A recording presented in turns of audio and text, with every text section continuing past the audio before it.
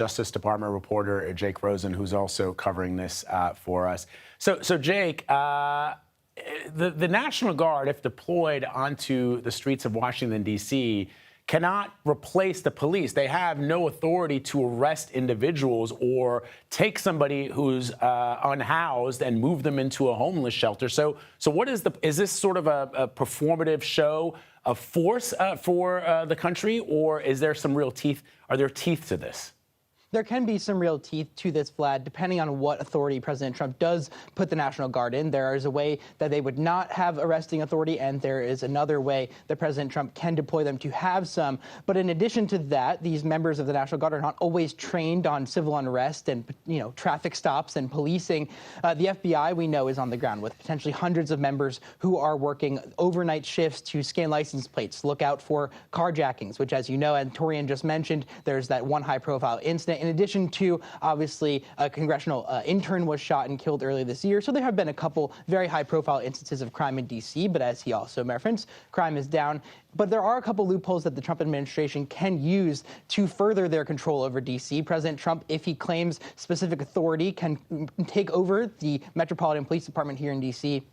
for up to 48 hours. In addition to that, he and Janine Piro has said this out loud, who's the U.S. attorney here, are attempting to lower the age that would allow the federal government to get involved, to punish teenagers who are up to crimes right now. Typically, crimes committed by people under 18 are prosecuted at the local level. These potentially those laws would be changed, allowing the federal government to prosecute teenagers for armed robbery, violence, murder, things like that. All right. Jake, thanks very much for that. Let's also bring in CBS News senior coordinating producer for the Crime and Public Safety Unit, Anna Schechter, to talk through some of this.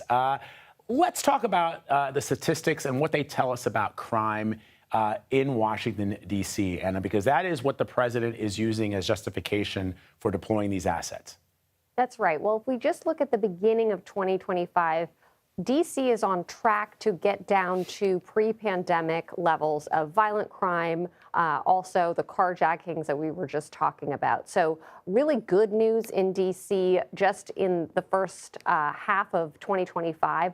Also, 2024, you saw a fall in violent crime down from the 2023 spike, which we really saw around the country. So D.C. is on track to match the national trend of decreasing crime. But I want to give you a little bit of a historic picture, because if you go back to the early 90s, you had a huge spike in murders. In fact, D.C. was one of the most dangerous cities in America. But that fell in the early 2010s. Crime was looking really good. The murder rate did creep up. But it wasn't anywhere near those numbers in the 1990s. And even today, we are way below those numbers. And all of the trend lines are looking really good. So just a little bit of a fact check when we're looking at D.C. crime. Of course, these high-profile crimes, it's scary. It definitely impacts the community. And of course, the numbers don't tell the stories of the victims of these crimes, even if the numbers are lower. But I just wanted our viewers to get a sense of what's going on in terms of the data, which shows really good news in terms of a continuing decrease in crime numbers. All right. Important context there from Jake Rosen, Anna Schechter, and Torian Small. Thank you all.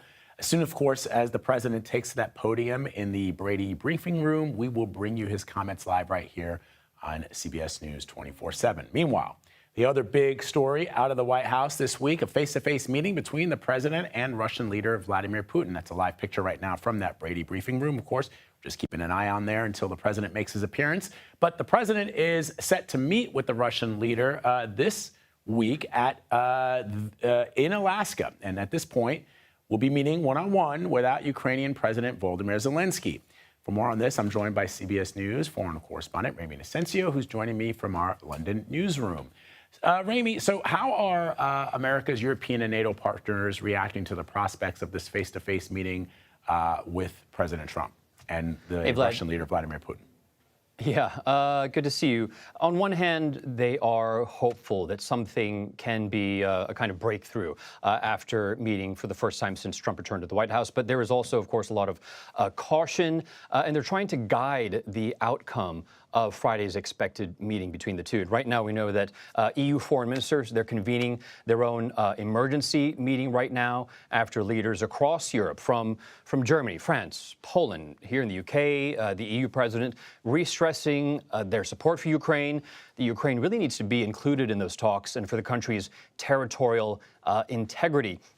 Ultimately, that any land taken by Russia over the past, nearly 3 years or so, about 20% of the country right now, they're shaded in yellow on your screen, should not be ceded to Russia, which we know now from earlier last week, which is what President Trump suggested, and of course, which has caused a lot of concern pretty much around the world. NATO Secretary General Mark Rutte weighed in on this on Sunday. And my takeaway of this, Vlad, is that he appeared to strike a kind of gray area. On one hand, perhaps trying to go against Trump because we know how that could work out, but on the other, to support Europe's leaders. Here he's on Face the Nation. When it comes to this holding of Ukrainian territory, that there might be a factual situation that they are doing this, but that we can never accept that in a legal sense, as this is called a de jure sense. As you know, the US hosted embassies of Lithuania, Latvia, and Estonia between 1940 and 1991, acknowledging that the Soviet Union was controlling those territories, but never accepting in a legal sense, in a de jure sense, that fact. Right, so he's talking a little legalese there, but he's basically pointing to historic precedents. But I'm taking away here that he left the door open. He said it's up to Ukraine to decide whether to give up some land. But over the weekend, we know Zelensky stressed again that Ukraine, in his words, will not gift territory to Putin. And so why is Volodymyr Zelensky not involved in this at all, Ramy? Because, the fear certainly from the Ukrainian perspective is that the Russian leader Vladimir Putin will blame Ukraine for the inability to come to some kind of a peace deal, when in fact, let's just remind everybody that it was Russia who invaded its neighbor. Right.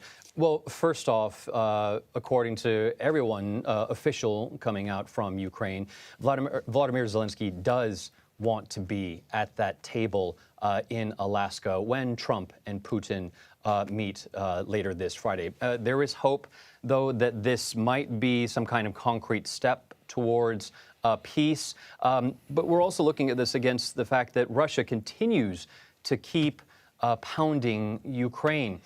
We've gotten most recent images out of Zaporizhia. That's in the southeast, injuring at least a dozen people. But on the same day, we heard that Ukraine's ambassador was saying that all that Ukraine prays for is for President Trump to be effective, to have, what she said, great results. So they do want to be there. Zelensky does want to be there. He apparently is just waiting for some kind of green light. One of the factors, of course, is Putin.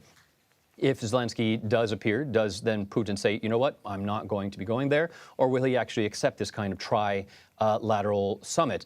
The ambassador to the United States from Ukraine also thanked the American people for their support, and that if Putin isn't stopped now, she said, he might just keep going. But we look ahead to the next, 4 days. A lot can happen. But the ambassador said that Zelensky is ready to be anywhere, and we're looking ahead to Alaska.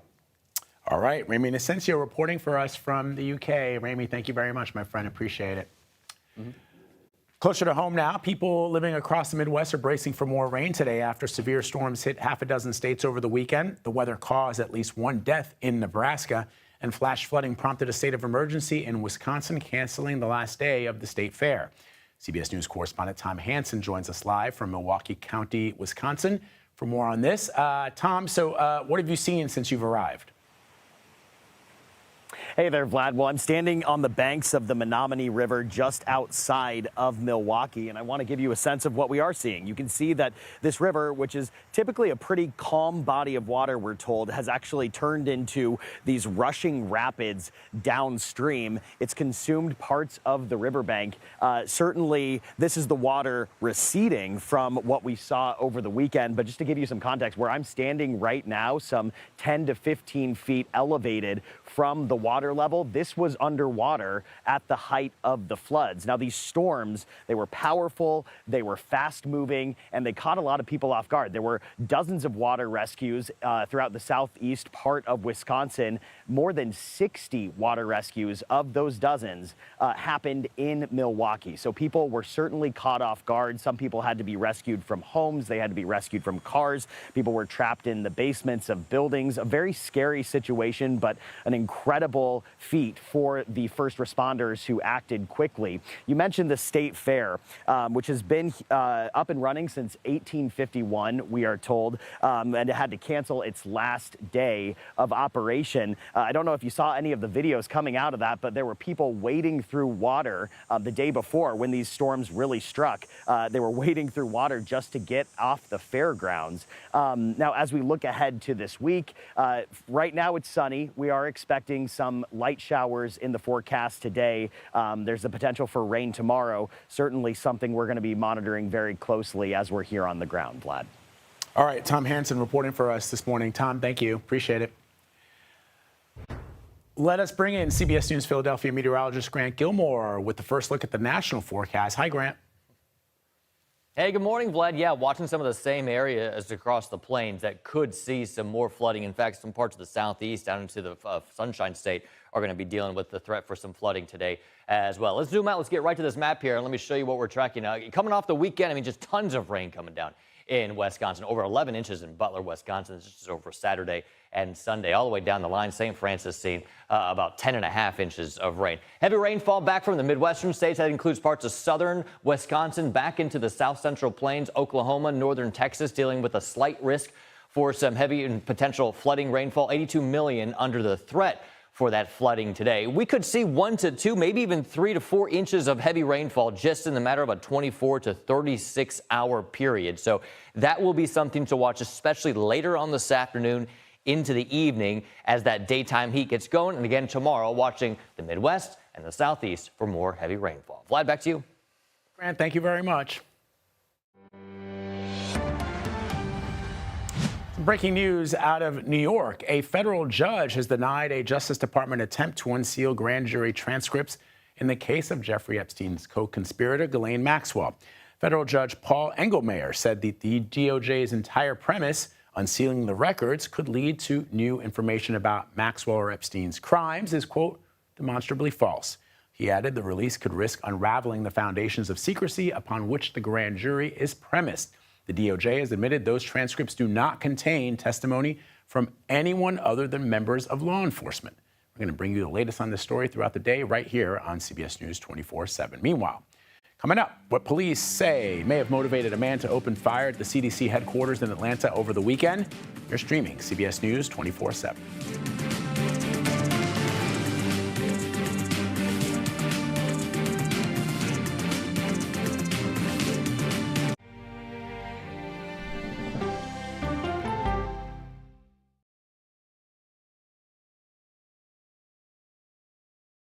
What happens when reporters take you inside the story? I've been asking for over a year and a half for access into this place, and this is the first time we're getting it. You get the all-new CBS Evening News every weeknight.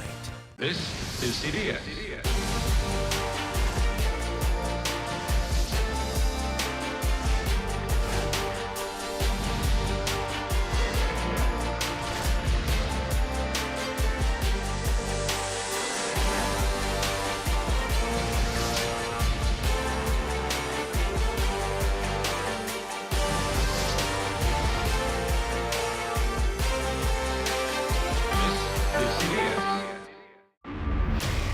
This is NCIS.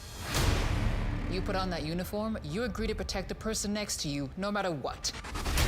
Welcome to Australia. Match made in heaven.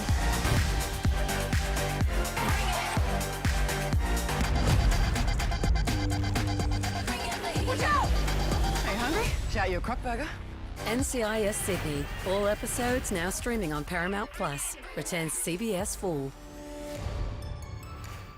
I'm Erin Moriarty of 48 Hours, and of all the cases I've covered, this is the one that troubles me most. Listen to Murder in the Orange Grove, the troubled case against Crosley Green, wherever you get your podcasts. Be in the know, even when you're on the go, with the CBS Mornings podcast. Some news you can use at the grocery store. Better mornings start better days. When you look good, feel good, you do good. That's right. Listen to CBS Mornings on the go on Apple Podcasts. What happens when the world's best journalists come together? Write a prescription for the healing of America. We're retired and this is our paradise. Now it's gone. You get the stories of America every night. You get the all-new CBS Evening News every weeknight. I can only describe it as evil. Follow and listen to Train to Kill, The Dog Trainer, The Heiress, and The Bodyguard on the free Odyssey app or wherever you get your podcasts. My job can get dangerous sometimes, but I'm very good at what I do. I know you're scared. I'm here to help. They said you were the best. Your daughter hired me to bring you home. I made her promise I would never stop looking. Thank you. Thank you. Thank you. You hear about the reward? Come in. Okay. Tracker, all episodes now streaming on Paramount Plus and returning CBS Fall. Here's a live look at the White House. We are still waiting on President Trump to begin remarks about crime in Washington, D.C. As soon as the president takes to that podium, we're going to take you there live. Although I do see some movement there, but nothing yet. Keep an eye on it. Bring it to you when it happens. Meanwhile, the Texas House is set to reconvene today amid a redistricting standoff. Not restricting. Is it supposed to be restricting? Okay, sorry, redistricting. It failed to reach a quorum for the third time on Friday, even after state Republicans moved to arrest Democratic lawmakers who fled the state to block a vote on the GOP-backed redistricting maps. Senator Bernie Sanders has urged Democrats to fight back in an interview he gave on CNN Watch. We are taking Trumpism kind of as normal. Trump is the one who came up with the idea. He says, let's see, Texas, I think we can get 5 more seats. Do it. Oh, yes, yes, sir. You're the great leader. We will do it. And they're often trying to do it. So everybody knows what's going on. It is undemocratic. It is outrageous. All right, I want to bring in CBS News election law expert and political contributor David Becker. He's joining us live from Washington, D.C. David, it's always good to see you. So before we even sort of jump into what Senator Sanders said, I just want you to sort of give us a macro view of this. I mean, Republicans are doing it now, but Democrats are just as guilty of doing this in other states and in years past. Am I right about that? Yeah, good morning, Vlad. Extreme gerrymandering for partisan purposes is not just a Republican thing or a Democratic thing.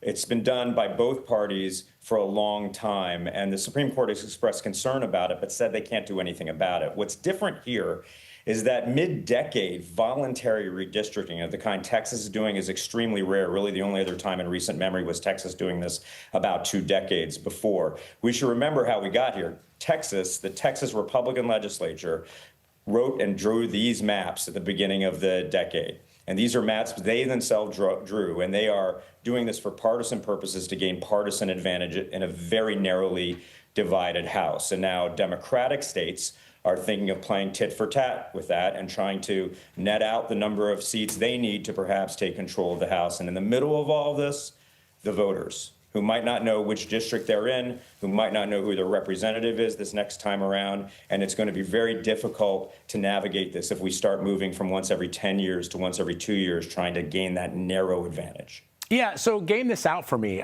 If both parties start doing this in midterm, what does it look like in, let's say, a decade? I'm trying to sort of figure out what I see what the immediate need and purpose is, but what does it look like, a few years down the road?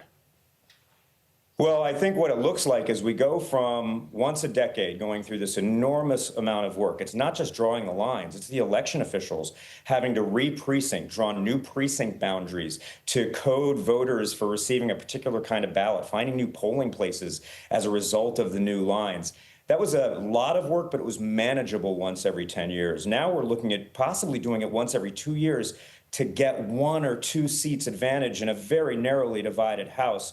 And what the Democrats are saying now is, regardless of what they've decided to do in some states like California to have a fair, independent redistricting commission, they're not going to play that game anymore. They're going to do tit for tat, and there's going to be mutually assured destruction in this arms race until both parties can get together and say, we can't be playing these games with the voters anymore and with the people's House.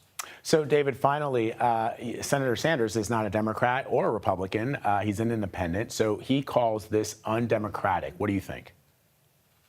Well, again, I mean, the People's House, the House of Representatives under Article 1 of the Constitution, was supposed to represent the people of the United States proportionate to their population, which is why we have districts drawn in states, and different states have different numbers of representatives, unlike the United States Senate. And it was so the people could petition their members of the House if they had a problem. And incumbent upon that is kind of knowing who your House member is and knowing which district you live in. And right now, the people are the pawns. They are just being moved around to get to that magic number of 218. And so ultimately, the parties are going to have to come together and decide this is no longer sustainable. This is not serving our constituents. There are going to be Republican members in blue states who lose their seats. There are going to be Democratic members in red states who lose their seats. And we also have to remember, Texas, although it's a red state, 43% of it voted for Vice President Harris. California, though it's a blue state, about 40% of California voted for President Trump. So these are not monolithic states, and people deserve representation. Such an excellent point that whilst it is the people's House, the people are pawns in this game of brinksmanship between these two parties. And as far as the voters are concerned, they don't win. Only the politicians win, as usual. David Becker with some interesting perspective. Always, always great to have you on, my friend. Thank you. Thank you, Vlad. All right, in Atlanta, employees for the Centers for Disease Control and Prevention are working from home today. I'll tell you why. The agency's headquarters was the target of a shooting last Friday. A gunman opened fire on the building, then killed a police officer. CBS News correspondent Skylar Henry reports. Bullet-riddled windows and shattered glass still remain at CDC headquarters in Atlanta after a gunman opened fire nearby late Friday. I started hearing these noises. It sounded honestly like heavy rain, like window washers. We spoke to one CDC employee who was on campus during the shooting. He wished not to be identified due to agency policy. Our immediate fear was that there's someone inside the building. Authorities say around 5 p.m., 30-year-old Patrick Joseph White started shooting from inside a pharmacy across the street. According to the Associated Press, White first attempted to access the CDC campus but was turned away by security. The gunshots triggered lockdowns at the agency and nearby Emory University for hours. Thousands of people who work on critical disease research work on the CDC's Atlanta campus. Sources tell CBS News investigators are looking into theories White believed the COVID-19 vaccines made him sick. No CDC staffers were injured in the gunfire, but killed was 33-year-old DeKalb County police officer David Rose. Rose was a Marine veteran who graduated from the police academy in March. There is a wife without a husband. There are 3 children, one unborn without a father. The gunman was found dead inside the pharmacy, armed with 5 guns. It's unclear if he was killed by officers or self-inflicted wound. In a statement, the union representing CDC employees called for condemnation of disinformation surrounding vaccines and wrote the tragedy was not random and it compounds months of mistreatment, neglect, and vilification that CDC staff have endured. Skylar Henry, CBS News, Atlanta. All right, Skylar, thanks very much for that. Secretary of State Marco Rubio is demanding justice for the Colombian lawmaker who was shot at a campaign event earlier this year. Senator Miguel Uribe died from his wounds this morning. He was seen as a potential presidential candidate in Colombia. Uribe was shot at a campaign rally in Bogota on June 7th. Police arrested a man they call the mastermind of the shooting. last month. All right, folks, we're still awaiting on President Trump to begin remarks about crime in D.C. You're looking at live pictures there from the Brady briefing room. As soon as the president takes to that podium, we're going to take you there live. Stick around.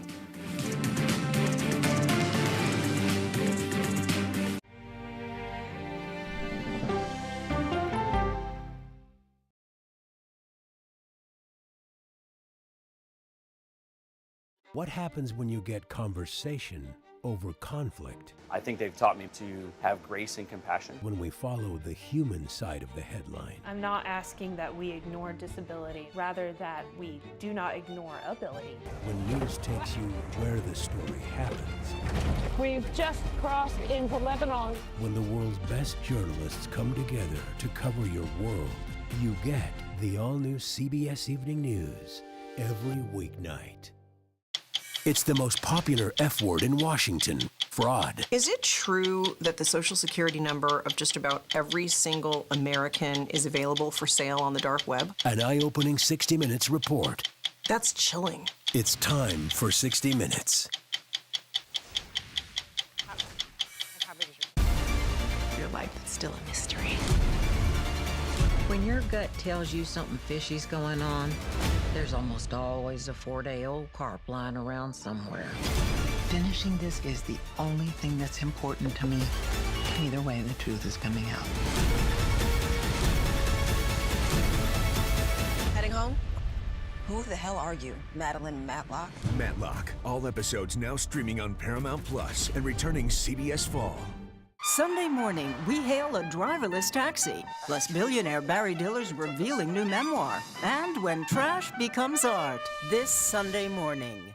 Politics isn't a game. When do consumers actually get to touch and feel a difference in their lives? Politics is about policy. So you would encourage Democrats to work with Donald Trump on an issue like healthcare?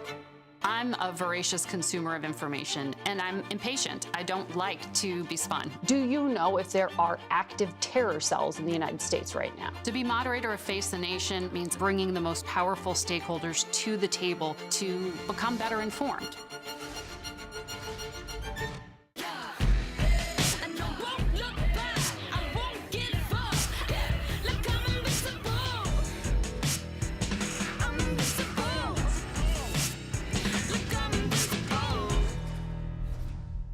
It was almost like being face to face with the devil. 48 hours reports. I fought and fought. 911, what is your emergency? She disappeared off the face of the earth.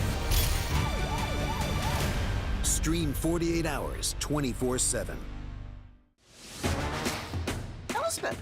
Oh, I thought I saw you. And then I thought, well, who else could it be? Dressed as a member of the Lollipop Guild. I work with the police. I like my outlandish theories with a heavy dose of evidence. Nice alibi, by the way. Can you be careful with that? Whoever did this is still out there. And I do love a mystery. Elsbeth. All episodes now streaming on Paramount Plus and returning CBS Fall. 2 U.S. chip makers have agreed to give the U.S. government 15% of what it makes from chip sales to China. The deal will reportedly give NVIDIA and AMD licenses to sell some chips in that country. NVIDIA released a statement saying it is following by the rules set by the government. Some experts reportedly worry the move may be unconstitutional.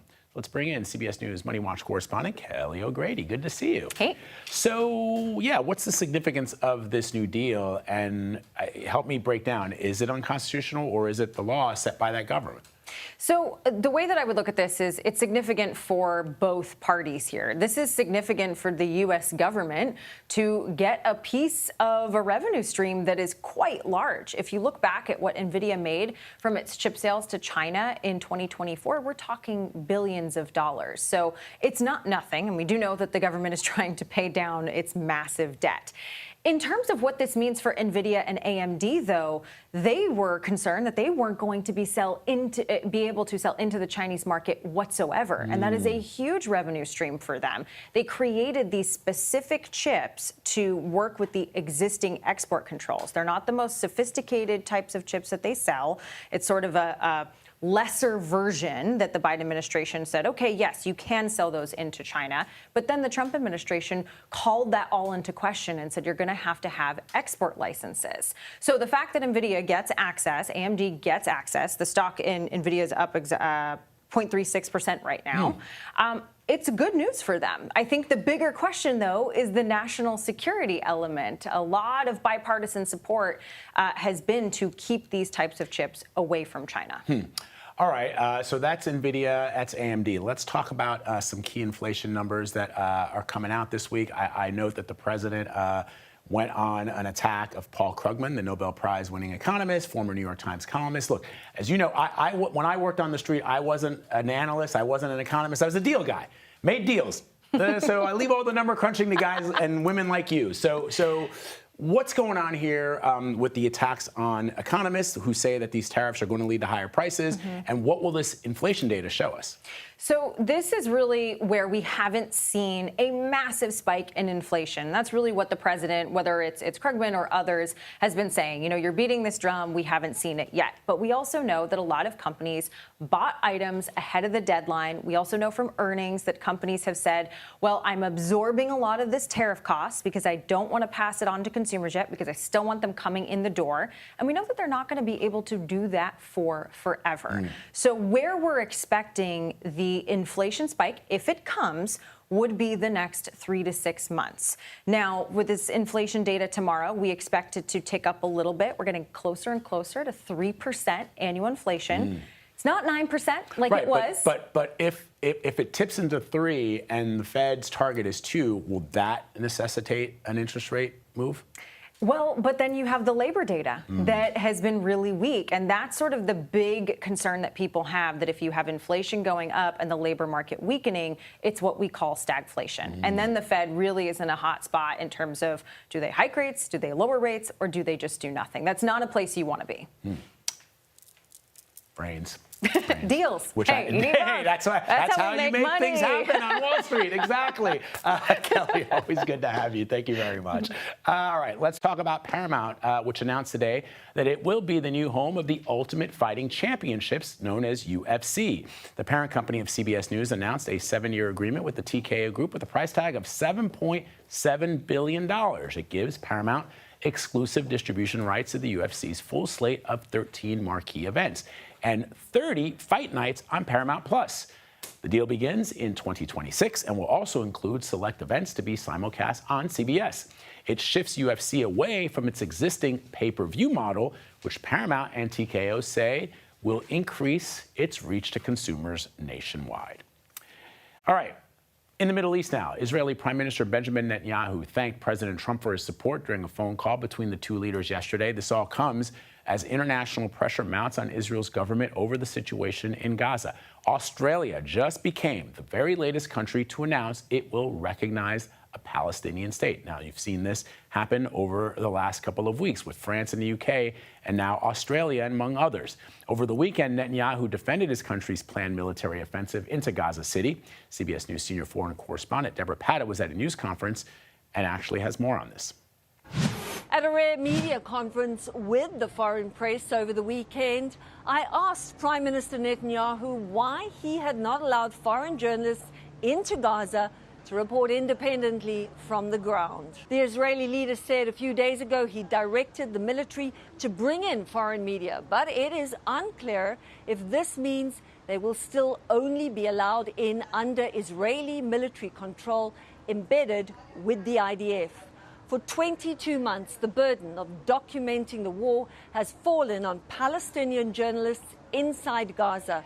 Over 200 have been killed.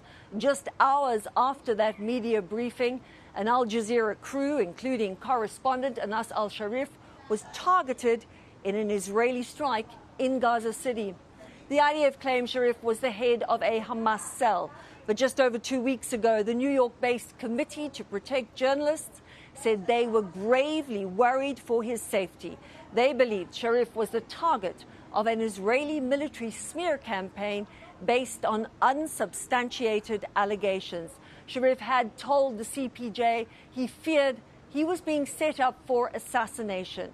He left a will in which his final words are, "Do not forget Gaza and do not forget me in your prayers." Deborah Patta, CBS News, East Jerusalem. All right, Deborah, thank you. Firefighters in Italy are battling a wildfire on the flanks of Mount Vesuvius. The The fire has been burning since Friday, and over the weekend it forced all hiking routes up the volcano near Naples to close to tourists. The area, of course, is a major tourist destination and home to the ancient city of Pompeii, which was buried in a volcanic eruption back in 79 AD. That was just this high. And firefighters are making progress on the Gifford fire in California. The largest active blaze in the state has scorched more than 118,000 acres. But at last check, CAL FIRE says the flames are just over 30% contained. Let's bring in CBS News Philadelphia meteorologist Grant Gilmore with another look at the national forecast. Grant. Hey, Vlad, fire concerns, heat concerns out west, and it really is feast or famine across the central and western part of the country, where once again, across the plain states and then back into the south and east, we're looking at the possibility of some flash flooding. In fact, over 80 million under the threat for flash flooding today. You've got that slight risk of excessive rainfall on the Florida Panhandle and then up along the southeast and mid-Atlantic coast. But it's back into the central and southern plains where we have also a slight risk for that excessive rainfall, where some places could pick up quite a bit of rainfall. We'll continue to track it. Vlad, back over to you. All right, Grant, thank you very much. Let's take you live to the White House now, where President Trump is about to make remarks on his security crackdown in Washington, D.C. Let's listen. And we're here for a very serious purpose, Something's out of control, but we're going to put it in control very quickly like we did on the southern border. I'm announcing a historic action to rescue our nation's capital from crime, bloodshed, bedlam, and squalor, and worse. This is Liberation Day in D.C., and we're going to take our capital back. We're taking it back. Under the authorities vested in me as the President of the United States, I'm officially invoking Section 740 of the District of Columbia Home Rule Act. You know what that is? And placing the D.C. Metropolitan Police Department under direct federal control, and you'll be meeting the people that will be directly involved with that. Very good people, but they're tough, and they know what's happening, and they've done it before. In addition, I'm deploying the National Guard to help reestablish law, order, and public safety in Washington, D.C., and they're going to be allowed to do their job properly. And you people are victims of it, too. You know, you're reporters, and I understand a lot of you tend to be on the liberal side, but you don't want to get mugged and raped and shot and killed. And you all know people and friends of yours that happened. And so you can be anything you want, but you want to have safety in the streets. You want to be able to leave your apartment or your house where you live and feel safe and go into a store to buy a newspaper or buy something. And you don't have that now. The murder rate in Washington today is higher than that of Bogota, Colombia, Mexico City, some of the places that you hear about as being the worst places on earth, much higher. This is much higher. The number of car thefts has doubled over the past 5 years, and the number of carjackings has more than tripled. Murders in 2023 reached the highest rate probably ever. They say 25 years, but they don't know what that means because it just goes back 25 years. Can't be worse. Our capital city has been overtaken by violent gangs and bloodthirsty criminals, roving mobs of wild youth, drugged-out maniacs and homeless people. And we're not going to let it happen anymore. We're not going to take it. Just like we did on our southern border. Nobody comes through our southern border anymore. 3 months in a row, we had zero. I don't know if that's right, but the people that do the work, it's a very liberal group of people, actually, and they actually said zero for the last 3 months. Nobody thought a thing like that was possible. And, you know, when you take a look at numbers, I just saw some charts. These are different cities throughout the world. Red is, okay, the red is a place called Washington, D.C. Look at these. Baghdad we doubled up on Baghdad. Panama City, Brasilia, San Jose, Costa Rica, Bogota, Colombia, heavy drugs. Mexico City, I mentioned, Lima, Peru, all double and triple what they are. So do you want to live in places like that? I don't think so.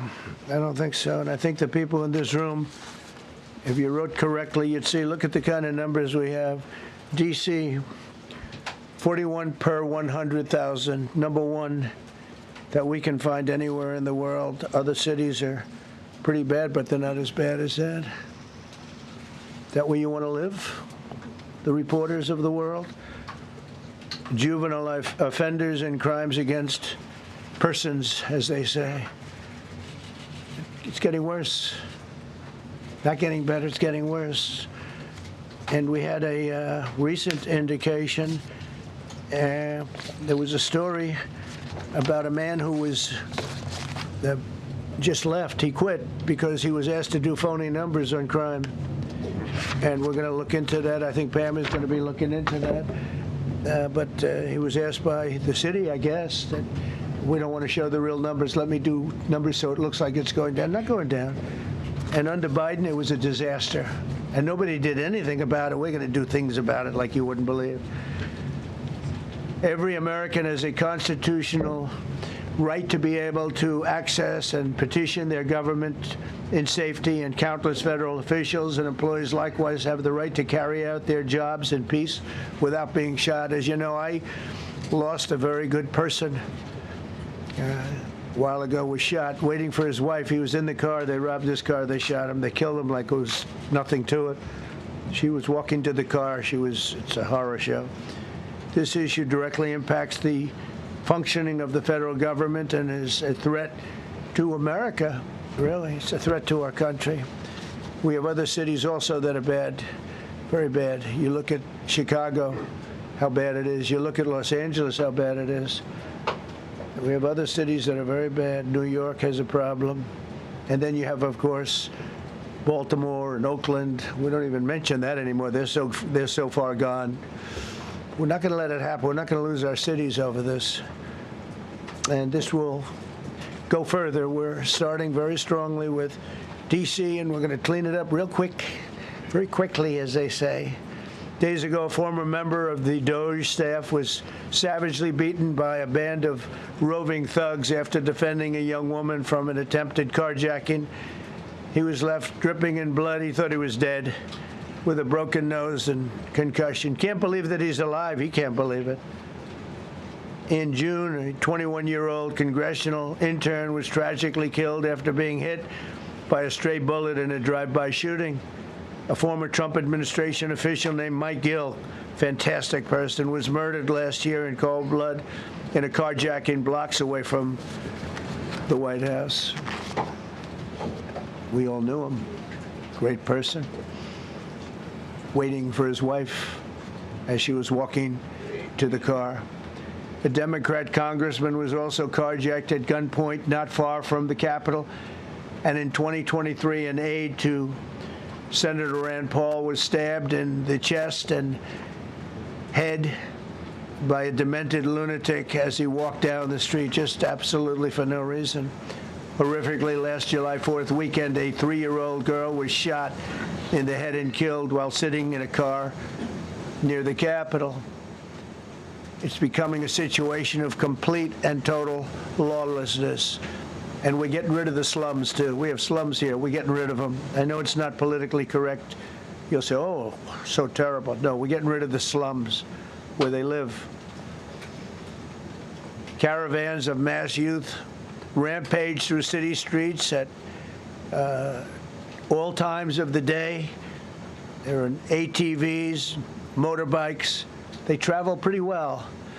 Entire neighborhoods are now under emergency curfews. Just this past weekend, gunfire went through, and you saw that, the Navy Yard.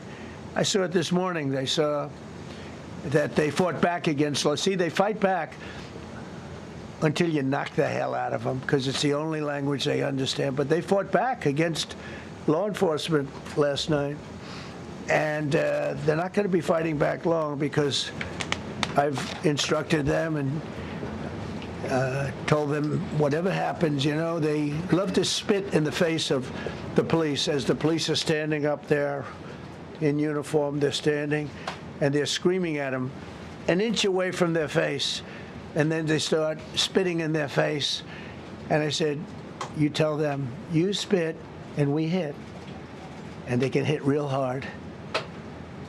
It's a disgusting thing. I've watched that for years, for 3-4 years. I've watched them. The police are standing, and they're told, don't do anything under any search. So and you can see they want to get at it. And they're standing there, and people are spitting in their face, and they're not allowed to do anything. But now they are allowed to do whatever the hell they want. This dire public safety crisis stems directly from the abject failures of the city's local leadership. The radical left city council adopted no cash bail. By the way, every place in the country where you have no cash bail is a disaster. That's what started the problem in New York, and they don't change it. They don't want to change it. That's what started it in Chicago. I mean, bad politicians started it, bad leadership started it, but that was the one thing that's central, no cash bail. Somebody murders somebody and they're out on no cash bail before the day is out. We're going to end that in Chicago. We're going to change the statute. I spoke with Pam and Todd and everybody. We're going to change the statute, and I'm going to have to get the Republicans to vote because the Democrats are weak on crime, totally weak on crime. They don't know why. They want to stop because they get mugged too. But we're going to change no cash bail. We're going to change the statute and get rid of some of the other things. And we'll count on the Republicans in Congress and Senate to vote. We have the majority, so we'll vote. We don't have a big majority, but we've gotten everything, including the great, big, beautiful bill. Got that done, and that's one of the greatest things that's ever happened to people in this country. They're starting to figure it out, how good it is. Biggest tax cut in history. So many things. But we'll be able to get that done. So, Todd, if you and Pam can draw up things working with the people, I'll get it passed. We'll get it passed with the Republicans. Probably won't get, think of this, probably won't get one Democrat vote because they have no idea what they're doing. That's why they want men playing in women's sports. That's why they want transgender for everybody transgender. And they just got walloped in an election, in a landslide, and they haven't changed one thing. I saw the other day the certain gentleman who was a very well-known politician, Democrat, was fighting like hell that men should be allowed to play in women's sport. They just don't get it. They said it's an 80-20 issue, and I think it's a 97-3 issue. And I don't know who the three are. I've never heard anybody nobody's ever come up to me, sir, you have to let men play in women's sports. You have to do it, sir. Nobody's ever approached me. I don't know where this issue even comes from. Never seen anything like it.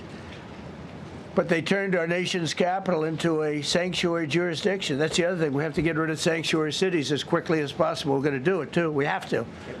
Because it's sanctuary for criminals. Releasing illegal alien gang members onto the streets in 2022, nearly 70% of criminals arrested in Washington went unprosecuted. That's not going to happen with the group we have standing aside and standing behind me.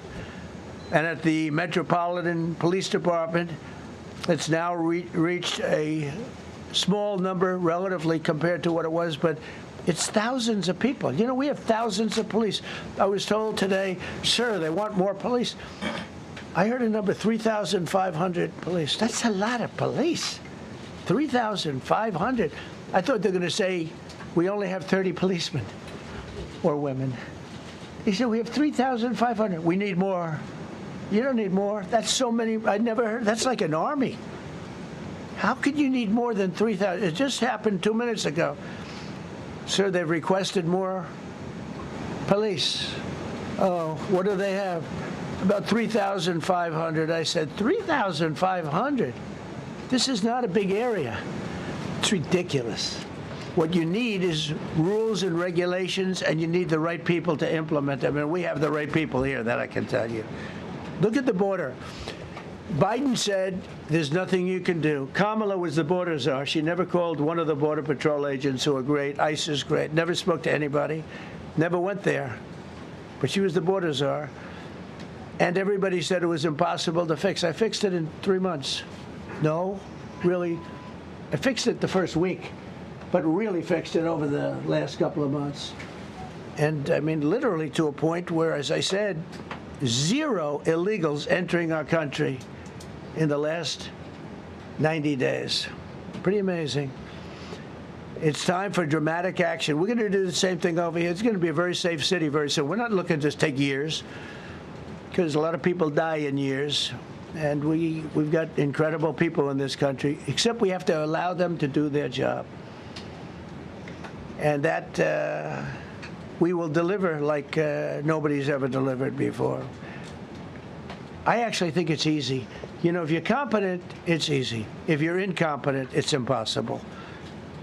But I'm very competent. Last week, my administration surged 500 federal agents into the district, including from the FBI, ATF, DEA, Park Police, the U.S. Marshal Service, the Secret Service, and the Department of Homeland Security. You know, a lot of nations, they don't have anything like that. They got some police, and they're rough police. They don't have DEA, ATF, FBI, Park Police, the U.S. Marshal Service, Secret Service, Department of Homeland Security. They got some police, but they're rough police, and they do their job. They don't have crime.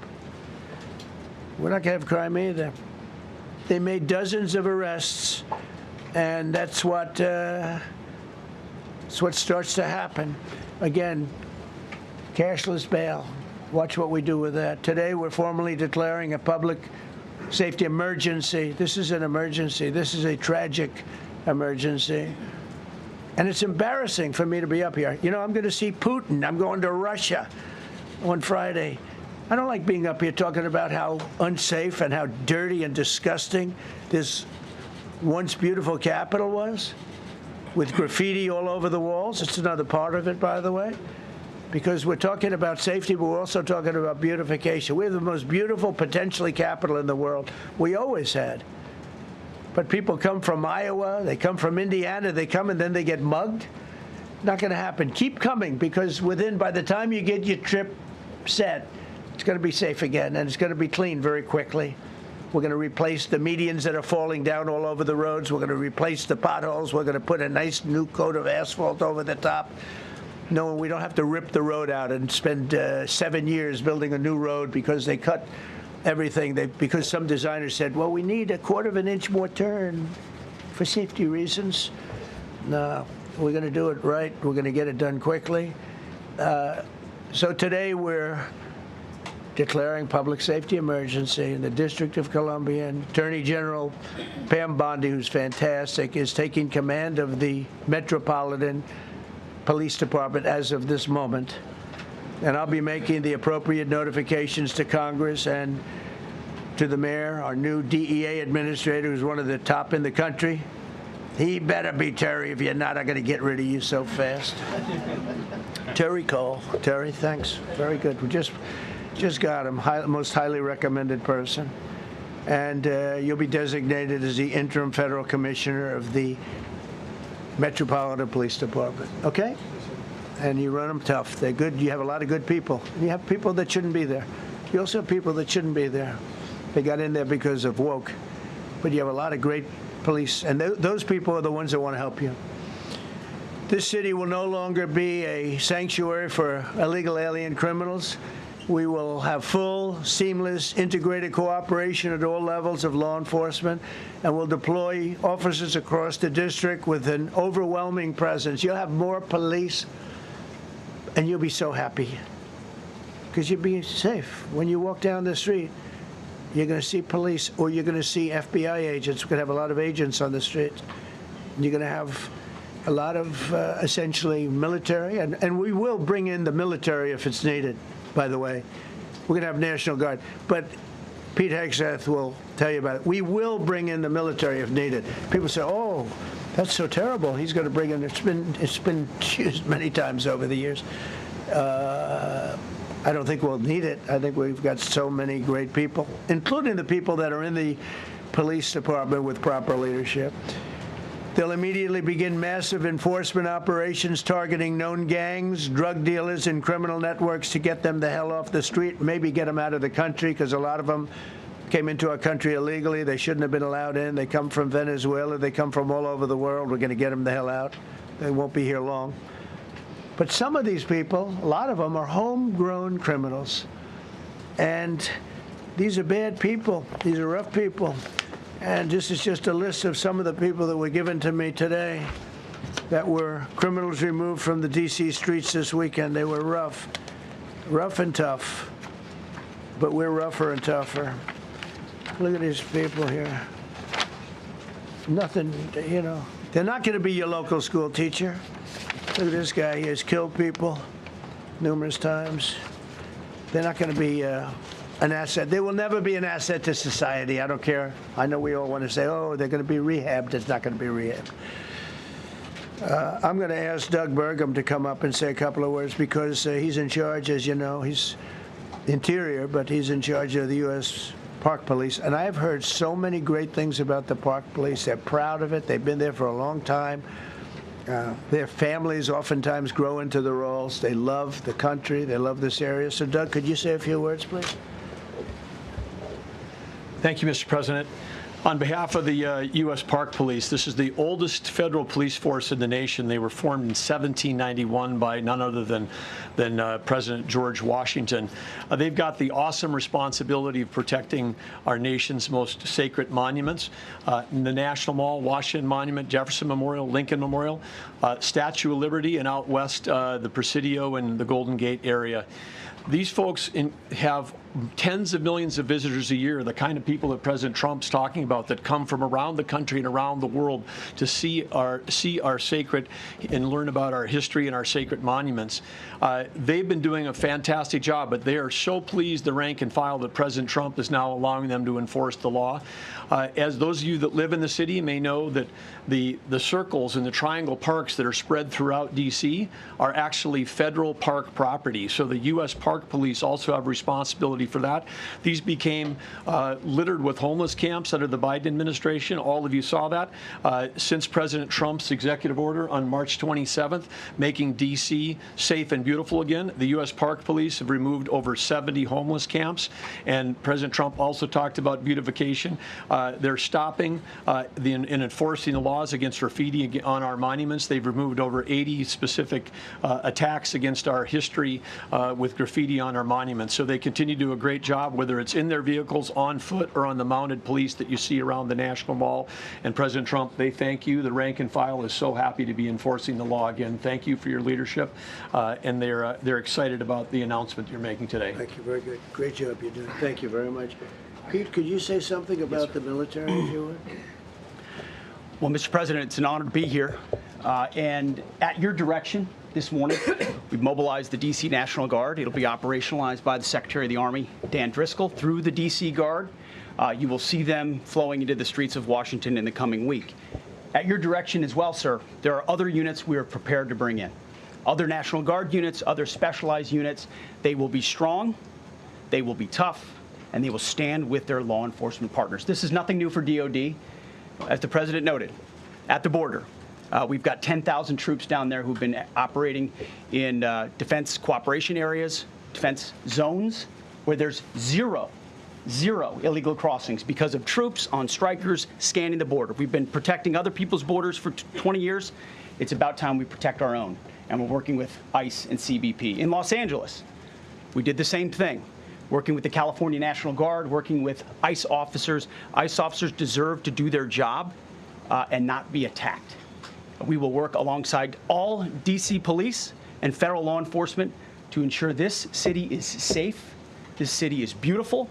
And as I always say about President Trump to the troops, he has their back. And my message to the National Guard and federal law enforcement in Washington is, we have your back as well. Be tough, be strong, we're right behind you. Thank you, Mr. President. I'm going to ask Pam, because she's now, as you heard me say, she's really in charge of a lot of what we're talking about. She's done an incredible job. People are going to start to see the fruits of her labor. And Pam, maybe you could say a few words about what we're talking about here. Sure, President. Let me be crystal clear. Crime in D.C. is ending, and ending today. We are going to use every power we have to fight criminals here. President, thank you for caring about our capital. Families come here every summer. Our museums are free. We have the National Zoo. We have the National Gallery. D.C. should be a place where everyone can come and feel safe. Behind me and to my side, we have some of the best career law enforcement and prosecutors in the country who are ready to take this on. As the president said, Terry Cole is going to be supervising the Metro Police Department. Gadi Serralta, our U.S. Marshal, is going to be supervising command and control, the entire operation. Our Deputy Attorney General, Todd Blanche, and I will be working with them closely, along with our great FBI Director, Kash Patel. Kash is going to talk to you in a minute about what we did in Virginia recently with Governor Youngkin. Many of you covered that, and it was tremendously successful. Not only that, our secret weapon here in D.C. is U.S. Attorney Janine Piro, one of the toughest prosecutors and a former judge, and she is going to be talking about juvenile crime, how it's out of control here, and what she's going to do to fight back. No more crime rampant in our beautiful capital. No more teenage girls beating a disabled man to death.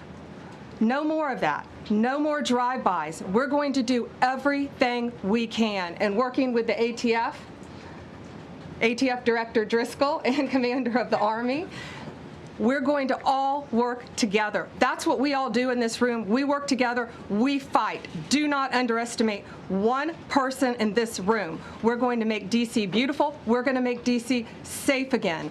One other thing, just at the wharf a few days ago, the area of the wharf, Terry Cole reached out to me, not even nightfall, on the weekend, where so many families in tourists go. A guy's overdosing from fentanyl on a park bench. In the middle of families around, they administer Narcan and saved his life. No more of that. The President of the United States is going to clean up D.C., and we're going to be there to help him, and we're going to be successful. Thank you. Thank you, Ben. Cash, talk about Northern Virginia, if you would. Northern Virginia, we had a big success. Thank you, Mr. President. Thank you, Attorney General Bondi, for your leadership, Deputy Attorney General, and the rest of our interagency partners.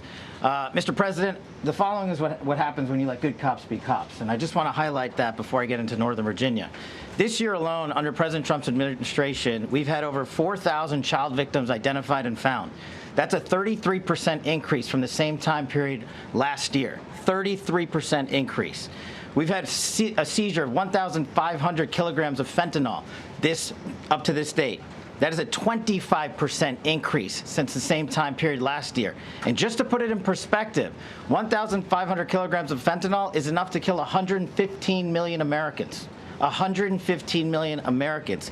Cops are getting after it. The FBI has arrested 19,000 people this year alone. Thanks to President Trump's administrations, that's double than where we were this time last year. And we have also arrested 1,600 people who have committed violent acts against children. 270 of them are human traffickers of children. Mr. President, this is what happens when you have great leadership at the Attorney General with Pam Bondi, your administration's priority of protecting the homeland and protecting American citizens and protecting our children, and the murder rates are plummeting. We are now able to report that the murder rate is on track to be the lowest in U.S. history, in modern recorded U.S. history, thanks to this team behind me and President Trump's priorities.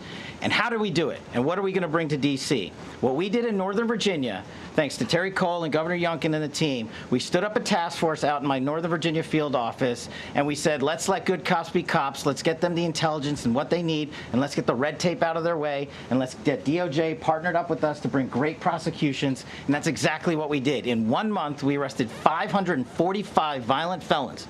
545 in the state of Virginia, thanks to Governor Youngkin's partnership. And that simplicity in law enforcement is what's coming to Washington, D.C. When you let good cops be cops, when you give them the intel they need, when you work with our Homeland Security Task Force, when you work with Terry and Gadi and I go way back to Miami, these guys are great leaders of the respective departments and law enforcement capacities. And when you have the DOJ and President Trump driving behind this mission, we are going to clean up Washington, D.C., and we're going to do it the right way, the lawful way, and we're going to make sure Washington, D.C. is safe again. Thank you, Mr. President. Thank you, Attorney General. Thank you very much. Good job. Thank you, Cash. So The process begins right now. It actually started over the weekend, and we confronted a lot of very bad people. But it's going to be something that will be pretty amazing to you as you watch it. And I think most of you say it's a beautiful thing to do it right. We're going to be removing homeless encampments from all over our parks, our beautiful, beautiful parks, which now a lot of people can't walk on. They're very dirty, got a lot of problems. But we've already started that. We're moving the encampments away, trying to take care of people. Some of those people, we don't know how they even got there. Some of those people are from different countries, different parts of the world. Nobody knows who they are. They have no idea, but they're there. We're getting rid of the people from underpasses and public spaces from all over the city. There are many places that they can go, and we're going to help them as much as you can help. But they'll not be allowed to turn our capital into a wasteland for the world to see. The Metropolitan Police Department and the federal authorities will be supported in the effort, a really big effort, the 800 D.C. National Guardsmen that we'll put on, and much more if necessary, much more. You remember I said, I offered 10,000 once. Remember I said to a certain person, who I thought always was highly overrated, not very competent. But I said, if you need them, we'll give you 10,000 of the military or the National Guard. They turned me down. But if necessary, we're going to move service members directly to joining the Guardsmen. And that'll take place very rapidly, and that'll be done in conjunction with Pam and with Pete and everybody else. Washington, D.C. should be one of the safest, cleanest, and most beautiful cities anywhere in the world. And we're going to make it that. We're going to make it safe. We're going to make it smart. We're going to make it beautiful, so beautiful. Some of the buildings, we're going to add to it. You see what we've done at the White House. White House is a whole different building. I do that in my part-time because it's a natural instinct as a real estate person.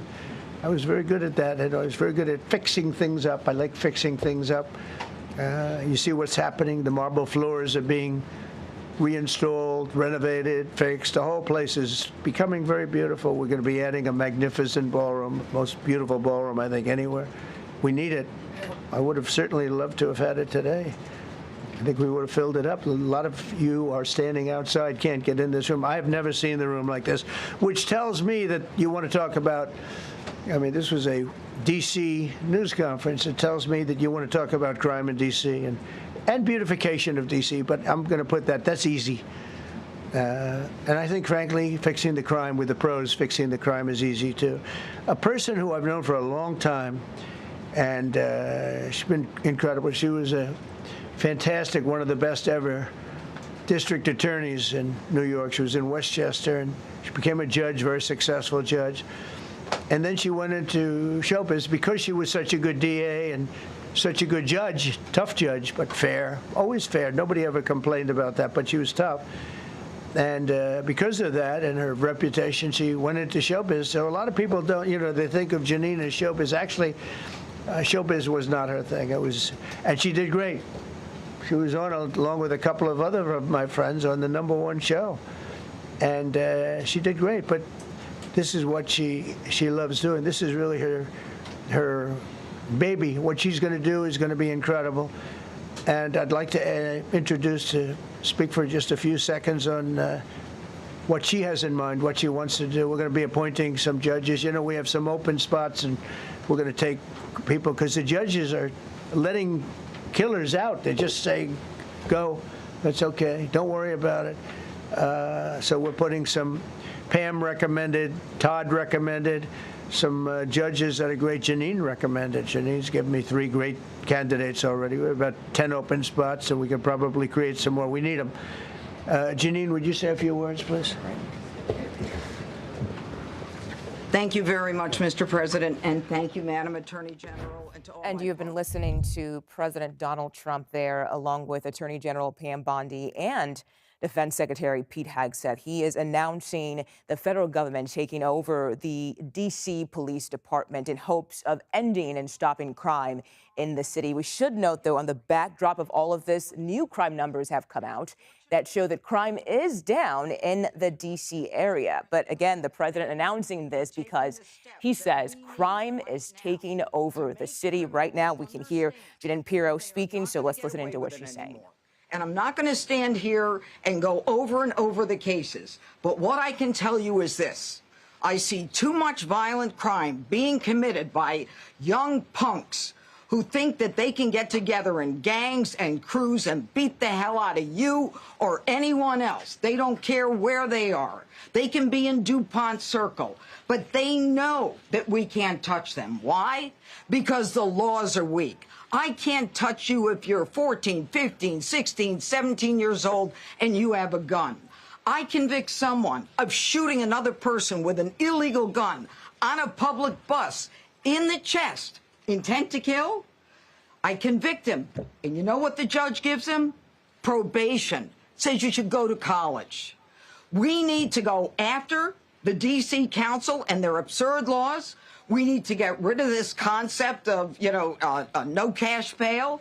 We need to recognize that the people who matter are the law-abiding citizens. And it starts today. But it's not going to end today because the president is going to do everything we need to do to make sure that these emboldened criminals understand we see you, we're watching you, and we're going to change the law to catch you. And my final note is this. These kids understand that the jurisdiction is through the state attorney general, Brian Schwab. I did a poster of the young man from Doge who was beaten bloody with a severe concussion, a broken nose. And then I did a poster of what happens to those kids because I can't arrest them. I can't prosecute them. They go to family court and they get to do yoga and arts and crafts. Enough. It changes today. Thank you, Mr. President. Thank you, Janine. You're welcome. Great job. Thank you. If I could, I just signed some executive orders. I'd like to have Will please come up and we'll let the people know what we signed. Do you want to put them down? Yes, sir. Go ahead. A short while ago in the Oval Office, President Trump signed two crucial executive actions to deal with the emergency crime conditions we currently face in the District of Columbia. The first of these was an executive order, as President Trump said before, invoking his powers under Section 40 of the Home Rule Act to take federal control of the D.C. Metropolitan Police Department. Along with that executive order, President Trump signed the statutorily required notification letters to Mayor Bowser and to the relevant House and Senate committee leaders. The second major executive action that President Trump signed was a presidential memorandum directing the Secretary of Defense to utilize the National Guard to address the conditions we see on our streets here in D.C. It also authorized the Secretary of Defense to work with state governors to utilize their National Guard units if necessary as well. These are bold, decisive steps intended to combat the out-of-control crime conditions we've seen on D.C.'s streets for far too long. And I, for one, am deeply proud to be part of an administration that's finally coming to terms with these issues, sir. Thank you very much. Sir. Thank you. So, just to conclude, Washington, D.C. should be one of the safest, cleanest, most beautiful places anywhere in the world. It was years ago. We had one problem that was a pretty big problem. The radical left got out of control and they started trying to rip down statues. And I said, let's go pass a law real fast. We're going to do it real fast, but we were blocked by the Democrats who do not want safety. Nobody gets it. I don't get it. They don't get it because they can't get votes. I don't know how they can win an election with this, but they don't want safety. And I found an old statute, very old, early 1900s, that said if you so much as touch or even think about destroying a statue or a monument in Washington, D.C., you go to jail for 10 years with no probation, no anything. In other words, slightly different than we have today. Today we have cashless bail. Today you get jailed 10 years, no curtailed sentence, 10 years. And we took it out. Nobody used it. It was never used because, you know, it's harsh. And you remember they started to rip down the statue of Abraham Lincoln. I said, that's a tough one to rip down. That's He was pretty good, Pam. I think he was pretty good. When the ropes started going around Abraham Lincoln to pull him down, Andrew Jackson, others, and they were heading to the Jefferson Memorial, Thomas Jefferson. They're going to do a big number there. I said, it's time. And I signed that statute immediately. We had it updated. We made it use the same language, all passed by Congress. And I announced it's 10 years in jail, no probation, no anything, 10 years, no curtail sentence if you touch, so much as touch a statue in Washington, D.C. And it was an amazing sight, beautiful sight. Everybody just left. The ropes were hanging around Andrew Jackson, and there were 2 ropes around Abraham Lincoln. They left the rope, but everybody just left. And that was the last problem we ever had. You know, that was the last problem that we ever had with the statues. They were going wild, and somebody came to me and said, sir, in 1910, I don't want to give you an exact, because you'll say, Donald Trump gave us wrong dates around like early on. You know, if I'm slightly off, they make you sound a little bad. So I won't put myself in that position. I won't put you in that position, because I think everybody agrees with what we're doing today. But when I signed that thing, it was like a miracle. Everybody left. They were gone. They were starting to march down. They started the march toward Thomas Jefferson. And I figured he was always going to be safe. But they found something with him, and they found something with Abraham Lincoln.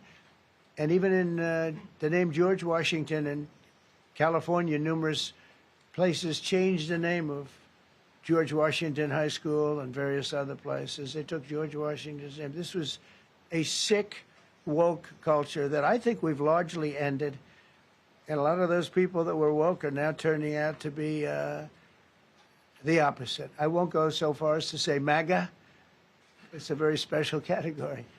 But they've gotten out of that. But we have people that love this country, and they love this really beautiful capital. It is. I flew over it the other day, and I said, what a beautiful place. But if there's crime all over the streets, when you get there, it doesn't look so beautiful. But we're going to make it beautiful again.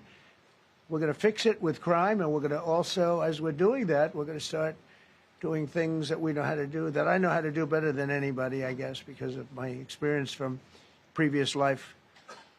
But not only are we stopping the crime, we're going to clean up the trash and the graffiti and the grime and the dirt and the broken marble panels and all of the things they've done to hurt this city. And we're going to restore the city back to the gleaming capital that everybody wants it to be. It's going to be something very special. All of these people are really tough. Could I shake your hand, Gaddy, please? You're going to be so important here. You're going to be that guy. I hope I don't have to fire him in 2 weeks because he's too soft. I don't think he's too soft. If I do, I will, though. Is it okay if you're soft, weak, and pathetic, like so many people? I will fire you so fast. You're not going to have to worry about that. No, I think you're going to do a fantastic job. And everybody in this room, they may not express it, but they all want that to happen. You know, they want to be safe, and they have families too. So it's an honor to have such a large group. I've done this for years now, hard to believe. I've never seen this room so packed. In fact, I'm sure it's a violation of every fire code. But we'll let you stay anyway. You're taking a chance. And with that, we'll say, maybe if you could, oh, wow. We could be here all day long. If we could keep the first questions, perhaps, to this subject, and then we'll go on to a few others. Please.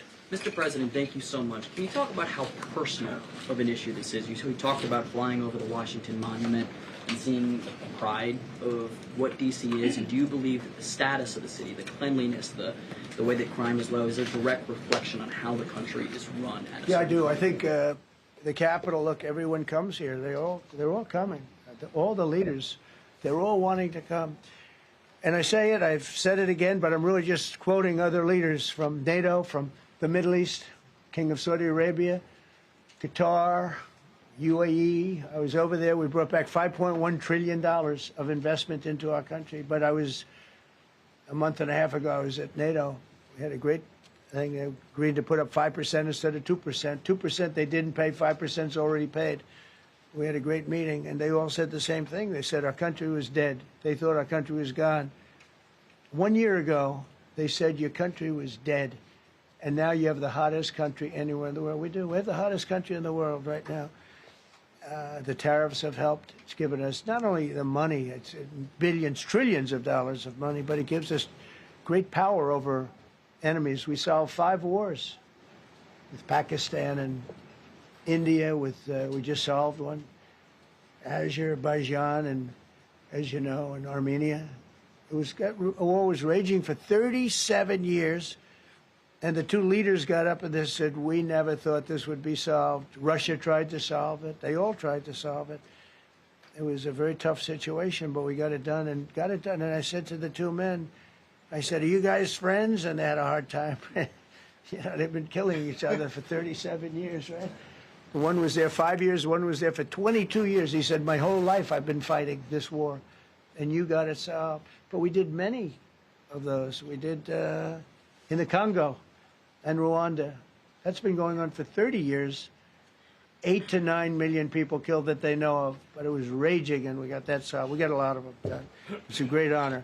But you want to have, when they come, the leaders come to our country to sign documents that the war is over or whatever, or for other reasons. They come for trade. And you want them to come through so beautifully. You ride down those roads, everything should be perfect. You shouldn't have medians falling down into the roadway. Median, you know, the metal things that are always, somebody had a great lobbyist, because I've never seen them look good. I've been looking at those things with the little, right? They're always broken and bad, but here they're really bad.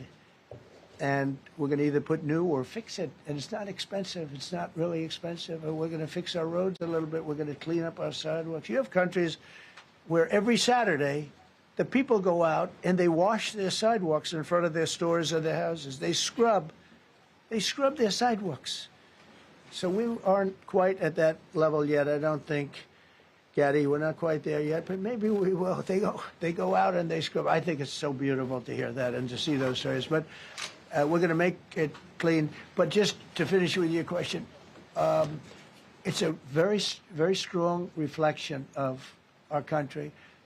And when they see a bad city, you know, my father always used to tell me, I had a wonderful father, very smart, and he used to say, son, when you walk into a restaurant and you see a dirty front door, don't go in, because if the front door is dirty, the kitchen's dirty also. Same thing with the Capitol. If our Capitol's dirty, our whole country is dirty, and they don't respect us. So it's a very good question, actually. Mr. President, sorry. Question for you on the specific issue. Do you expect more cities to follow DC's path if this goes through? So the idea is that Chicago, LA, San Francisco, would they expect similar action to what we've seen in DC? And the other question, sir, there's reporting that the administration is going to reclassify marijuana. Would that send mixed messages that if marijuana is okay, some drugs are okay, but we're trying to clean up crime? How do they go hand in hand? We're only looking at that. That's early, but you know, somebody reported it, which is fine. We're looking at it. Some people like it. Some people hate it. Some people hate the whole concept of marijuana, because if it does bad for the children, it does bad for people that are older than children. But we're looking at reclassification, and we'll make a determination over the next, I would say, over the next few weeks. And that determination hopefully will be the right one. It's a very complicated subject, you know, the subject of marijuana. I've heard great things having to do with medical, and I've had bad things having to do with just about everything else. But medical and, you know, for pain and various things, I've heard some pretty good things. But for other things, I've heard some pretty bad things.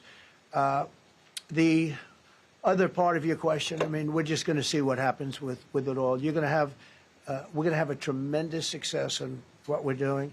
Other cities are hopefully watching this. They're all watching, just like everyone's watching here. They're all watching, and maybe they'll clean up, and maybe they'll do this and get rid of the cashless bail thing and all of the things that cause the problem. I mean, If you go back, this whole thing with cashless bail is a disaster. So many problems came that we never had before. So they're watching us today, and if they don't learn their lesson, if they haven't studied us properly, because we're going to be very successful. I have zero doubt about that. It's going to be. It's a question of will it be really fast, like the border. You know, everyone said, they used to say, Biden used to say, I need legislation. I didn't get any legislation. I called up our people, and we did a great job. Tom Homan was great. As you know, our secretary did a great job. They did a great job. There's no games. They didn't play games. And we're going to have the same thing here. But then I'm going to look at New York in a little while. Let's do this. Let's do this together. Let's see. It's going to go pretty quickly. And if we need to, we're going to do the same thing in Chicago, which is a disaster. We have a mayor there who's totally incompetent. He's an incompetent man.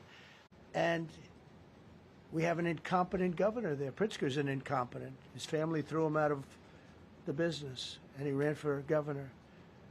And now I understand he wants to be president. But I noticed he lost a little weight, so maybe he has a chance. You know, you never know what happens. But Pritzker's a gross incompetent guy, thrown out of the family business. But when I look at Chicago and I look at L.A., if we didn't go to L.A. 3 months ago, L.A. would be burning like the part that didn't burn. If he would have allowed the water to come down, which I told him about in my first term, I said, you're going to have problems. Let it come down. We actually sent in our military to have the water come down into L.A. They still didn't want it to come down after the fires. But that was it. We have it coming down. But hopefully L.A. is watching. That mayor also. The city's burning. They lost like 25,000 homes. I went there the day after the fire. You were there. And I saw people standing in front of a burned down home. It was, their homes were incinerated. They weren't like, even the steel was literally, it was all warped and literally disintegrated because of the winds and the flame and the whole thing, like a blowtorch. They were standing on this beautiful day, maybe a couple of days after. We gave it a little time because what they had suffered. Almost 25,000 homes. And you see what's happening now. They didn't give their permits. I went to a town hall meeting. I said, we're going to get you the federal permits, which are much harder. Almost immediately. Lee Zeldin is a star. He did an incredible job. They have all their federal permits. They don't have their city permits. And the mayor said to me, we think we could have them in 2 years. I was walking down the street, and I met with firemen and police. And I was saying hello to many people that were standing in front of their homes with yellow tape. You can't go in. You can't go onto the lot. And those people wanted to start rebuilding their homes then and there. And the mayor said, we should be able to get them the permits within 2 years. I said, that's a shame. 2 years? Are you kidding? I'm going to get them the federal permit like almost immediately. 2 years. And she roared back, well, maybe 1 year. The place was booing her out of the place. They don't have their permits to build their homes. And now they're talking about putting, this is among the most beautiful areas was in the country. Now they're talking about putting low-income housing there. Can you believe this? I love low-income housing. I made money with low-income housing. I built low-income housing. I know more about low-income housing and luxury housing. I know about everything real estate. They want to replace some of those homes with low-income housing. They haven't gotten their permits yet. We've gotten all the federal permits, which are much tougher to get, and it was done almost immediately through Lee Zeldin and Federal Environmental. And I watched the other day, those people are angry. And now, you know, they had tremendous, they loved that area. They loved the whole big area, different places, but they loved it. It was all luxury stuff and beautiful stuff, and some wasn't that luxury, but the level of love for that neighborhood, their neighborhoods, was incredible. And you know what? I watch people on television, they want to go, they want to leave. They've lost their spirit, they've lost their heart, because the mayor's incompetent. And Gavin Newsom is incompetent. Got a good line of bullshit, but that's about it. He's incompetent. And you have Los Angeles is, you know, it's amazing. You know, I called, the first thing I did, I got the Olympics to go there. I was the one that got it. And by a rare thing that happened, I'll be the president. I was very upset because I got the Olympics there, and I said I won't be president when it comes. But bad things happened, and illegal things happened, really illegal things happened. Now it turns out one good thing was I'm going to be the president for the Olympics. for 2050, for 250, which is going to be fantastic, and also for the World Cup. So we have a lot of good things, and I hope 250 is going to be, the 250th anniversary is going to be the best. But when I looked at those people, and I saw last night on television that they still don't have their permits, it's a disgrace what's happened in Los Angeles. Yeah, thank you. The China tariff deadline is tonight. Do you plan to extend that? We'll see what happens. China's been, we've been dealing very nicely with China, as you probably have heard. They have tremendous tariffs that they're paying to the United States of America. And we'll see what happens. They've been dealing quite nicely. The relationship is very good with President Xi and myself. You mentioned your upcoming meeting with President Putin. Can you tell us what you hope to get out of that and whether you'll consider inviting President Zelensky to join? So you have to understand, this is a war that should have never happened. This is a war that wouldn't have happened if I were president. It would have never happened. It was the apple of his eye. I got along very well with President Putin. But if you look, under President Bush, they took a lot of territory. Under President Obama, they took a lot of territory. Under Biden, they essentially took the whole thing. You know, it's just a question of time. Under Trump, you know what they took? Nothing. Nothing. I was the one that said, you can't build your pipeline. That was half built. I came in, I stopped the pipeline. It's called Nord Stream 2. Nobody knows that, you know. Nobody ever heard of Nord Stream 2. You might have not even heard it. Biggest pipeline in the world. I stopped it. I was not a friend of Russia, but I got along well with Putin. It's always good to get along with other countries if possible, but that doesn't mean you roll over like Biden did. Biden came in and he immediately approved the pipeline. I couldn't believe it. Then they say Trump wasn't tough on Russia. I wasn't tough. I was the toughest. Putin said, if you're not tough, I would hate like hell to see you. I stopped the biggest economic development job, the biggest job that Russia had ever built. I stopped it. It was dead. And this low IQ president came in and he let them build a pipeline and supply oil and gas all over Europe, you know. So this is really a feel-out meeting a little bit. And President Putin invited me to get involved. He wants to get involved. I believe he wants to get it over with. Now, I've said that a few times, and I've been disappointed because I'd have like a great call with him, and then missiles would be lobbed into Kiev or some other place, and you'd have 60 people laying on a road dying.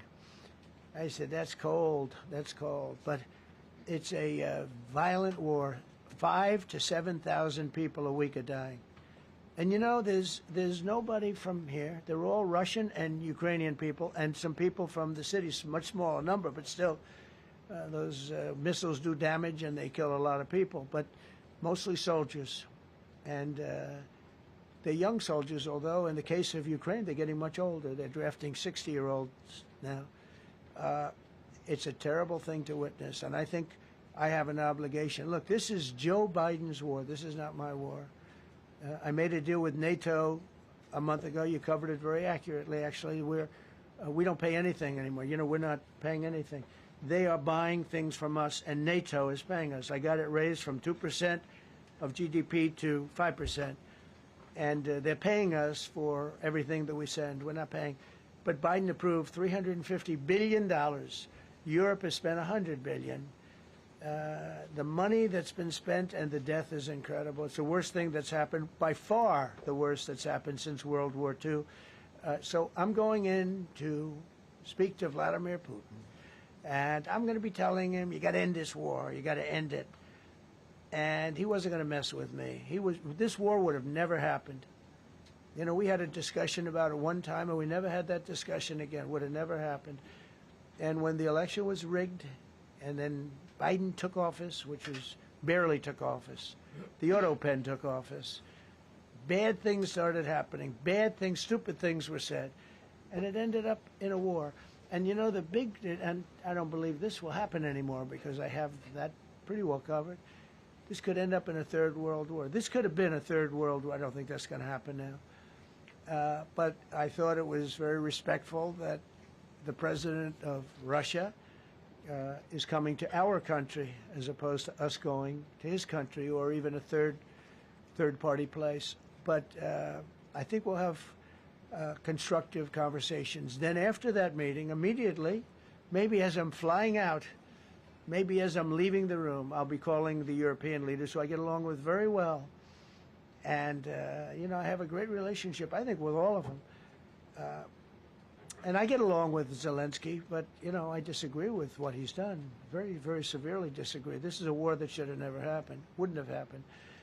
But I'll be speaking to Zelensky. The next meeting will be with Zelensky and Putin, or Zelensky and Putin and me. I'll be there if they need. But I want to have a meeting set up between the two leaders. I was a little bothered by the fact that Zelensky was saying, well, I have to get constitutional approval. I mean, he's got approval to go into war and kill everybody, but he needs approval to do a land swap, because there'll be some land swapping going on. I know that through Russia and through conversations with everybody, to the good, for the good of Ukraine. Good stuff, not bad stuff. Also, some bad stuff for both. So there's good and there's bad. But it's very complex because you have lines that are very uneven, and there'll be some swapping, there'll be some changes in land, and the word that they will use is, they make changes. We're going to change the lines, the battle lines. Russia's occupied a big portion of Ukraine. They've occupied some very prime territory. We're going to try and get some of that territory back for Ukraine. But they've taken some very prime territory. They've taken largely ocean, in real estate we call it oceanfront property. That's always the most valuable property. If you're in a lake, a river, or an ocean, it's always the best property. Well, Ukraine, a lot of people don't know that Ukraine was largely 1,000 miles of ocean. That's gone. Other than one small area, Odessa, it's a small area. There's just a little bit of water left. So I'm going to go and see the parameters. Now, I may leave and say, good luck, and that'll be the end. I may say this is not going to be settled. I mean, there are those that believe that Putin wanted all of Ukraine. I happen to be one of them, by the way. I think if it weren't for me, he would not be even talking to anybody else right now. But I'm going to meet with him. We're going to see what the parameters are. I'm then going to call up President Zelensky and the European leaders right after the meeting, yeah. And I'm going to tell them what kind of a deal. I'm not going to make a deal. It's not up to me to make a deal. I think a deal should be made for both. I think Russia has to get back into building their country. It's a massive country. I think they have 11 time zones, if you can believe it. It's a massive, it's by far, from the standpoint of land, it's by far the largest. They have tremendous potential in Russia to do well. They're not doing well. Their economy is not doing well right now because it's been very well disturbed by this. It doesn't help when the President of the United States tells their largest or second largest oil buyer that we're putting a 50% tariff on you if you buy oil from Russia. That was a big blow. And then they say, gee, he wasn't so tough. Nobody else would have done that.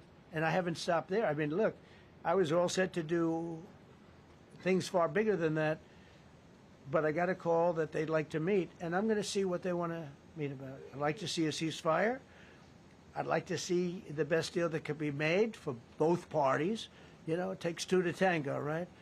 So ultimately, I'll have a meeting next week. I had a great relationship with him, considering the fact that, I was not nice to him because of the pipeline. I ended the pipeline. I also gave the javelins. Do you ever hear of a javelin? Javelin is called a tank buster. They say that Obama gave them sheets and I gave them javelins. If it weren't for me, all those tanks that were destroyed at the first days of the war because the tanks got stuck in the mud, some commander made a better. They would have been in Kiev in 4 hours going down the highway. But a Russian general made a brilliant decision to go through the farmland instead. And they just had torrential rains, and the rains were so bad, and it was mud, and those tanks got stuck in the mud. I don't know who that general is, but knowing Vladimir, he's probably not around any longer because all those tanks were stuck in the mud, and they went along with the javelins. I gave them the javelins. You know that, right? I gave them javelins. They gave them sheets. But I'm going to meet with President Putin, and we're going to see what he has in mind. And if it's a fair deal, I'll reveal it to the European Union leaders and to the NATO leaders and also to President Zelensky. I think out of respect, I'll call him first. and then I'll call them after. And I may say, lots of luck, keep fighting, or I may say we can make a deal. I will tell you this, I've seen a poll coming out of Ukraine. 88% of the people would like to see a deal made. And if you go back 3 years, everybody was gung-ho for war. You know, everybody's gung-ho for war until you have it. It's an amazing thing. I had it with a couple of countries where I couldn't get a deal done with one particular country. And I just couldn't. The guy's great. He's a friend of mine. Great. Good leader. Tough as hell. I couldn't get the deal done. And then he went into war for a short period of time. You know where I'm talking about. First term. And it was nasty. Guys being killed all over the place. And he went through 1 week of war, and I was able to get the deal done. He said, this is nasty. Yes, please. Yeah, just to follow up on what you were saying there. First of all, Volodymyr Zelensky is not invited on Friday? He wasn't a part of it. I would say he could go, but he's gone to a lot of meetings. You know, he's been there for 3.5 years. Nothing happened. And what is the definition? I mean, do you want somebody that's been doing this for 3.5 years? What's the definition of a good deal? I'll tell you after I hear what the deal is. Because there could be many definitions. You know, you're talking about a very large and complex situation. Now, I tell you, the war that I just settled with Azerbaijan and with, as you know, and Armenia was almost as complex as this one, having to do with routes, trade. Meeting on Friday with Vladimir Putin. Well, we're going to have a meeting with Vladimir Putin, and at the end of that meeting, probably in the first 2 minutes, I'll know exactly whether or not a deal can be made. How will you know that? Because that's what I do. I make deals. Please go ahead. Yeah, thank you, Mr. President. I'm going to ask you 2 questions, one about China, one about Russia, if I could. On China, your administration agreed to send the most advanced or advanced NVIDIA and AMD chips. No, obsolete. No. Obsolete chip. Well, and then 15% of the profits. You mean the 20s? No. This is an old chip that China already has. And I deal with Jensen, who's a great guy, and NVIDIA. The chip that we're talking about, the H20, it's an old chip. China already has it in a different form, different name, but they have it. Or they have a combination of two will make up for it and even then some. Now, Jensen's a very brilliant guy, and Jensen also has a new chip, the Blackwell. Do you know what the Blackwell is? The Blackwell is super duper advanced. I wouldn't make a deal with that, although it's possible I'd make a deal, a somewhat enhanced in a negative way Blackwell. In other words, take 30% to 50% off of it. But that's the latest and the greatest in the world. Nobody has it. They won't have it for 5 years. But the H20 is obsolete. You know, it's one of those things. But it still has a market. So I said, listen, I want 20% if I'm going to approve this for you, for the country, for our country, for the U.S. I don't want it myself. You know, every time I say, like 747, I want, yeah, for the Air Force. So I just wanted, so when I say I want 20, I want for the country. I only care about the country. I don't care about myself. And he said, would you make it 15? So we negotiate a little deal. So he's selling a essentially old chip that Huawei has a similar chip, a chip that does the same thing. And I said, good, if I'm going to give it to you, because they have a, they have a stopper, what we call a stopper, not allowed to do it. It's really known as a restrictive covenant. And I said, if I'm going to do that, I want you to pay us as a country something, because I'm giving you a release. I released them only from the H20. Now, on the Blackwell, I think he's coming to see me again about that. But that will be a unenhanced version of the big one. Like, I don't know if you know it, we will sometimes sell fighter jets to a country, and we'll give them 20% less than we have. You know what I mean, right? That's the same. So on Russia, do you see a time, Mr. President, when there could be normal trade between the U.S. and Russia? Should your meeting go well, should there be peace? I do, yeah. Russia has a very valuable piece of land. If Vladimir Putin would go toward business instead of toward war, you know, it's a warring nation. That's what they do. They fight a lot of wars. A friend of mine said Russia's tough because they just keep on fighting. They beat Hitler, so did we, and they beat Napoleon. You know, they've been doing this for a long time. I asked a question to a very, very smart man that some people like and some people don't like. Viktor Orban, right, from Hungary, the head of Hungary, and he's in that same area and knows the two countries very well. I said, this was before Biden didn't do anything to get us out of it. He could have gotten us out of that. It would have never happened. I said, so can Russia be beaten by Ukraine? He looked at me like, what a stupid question.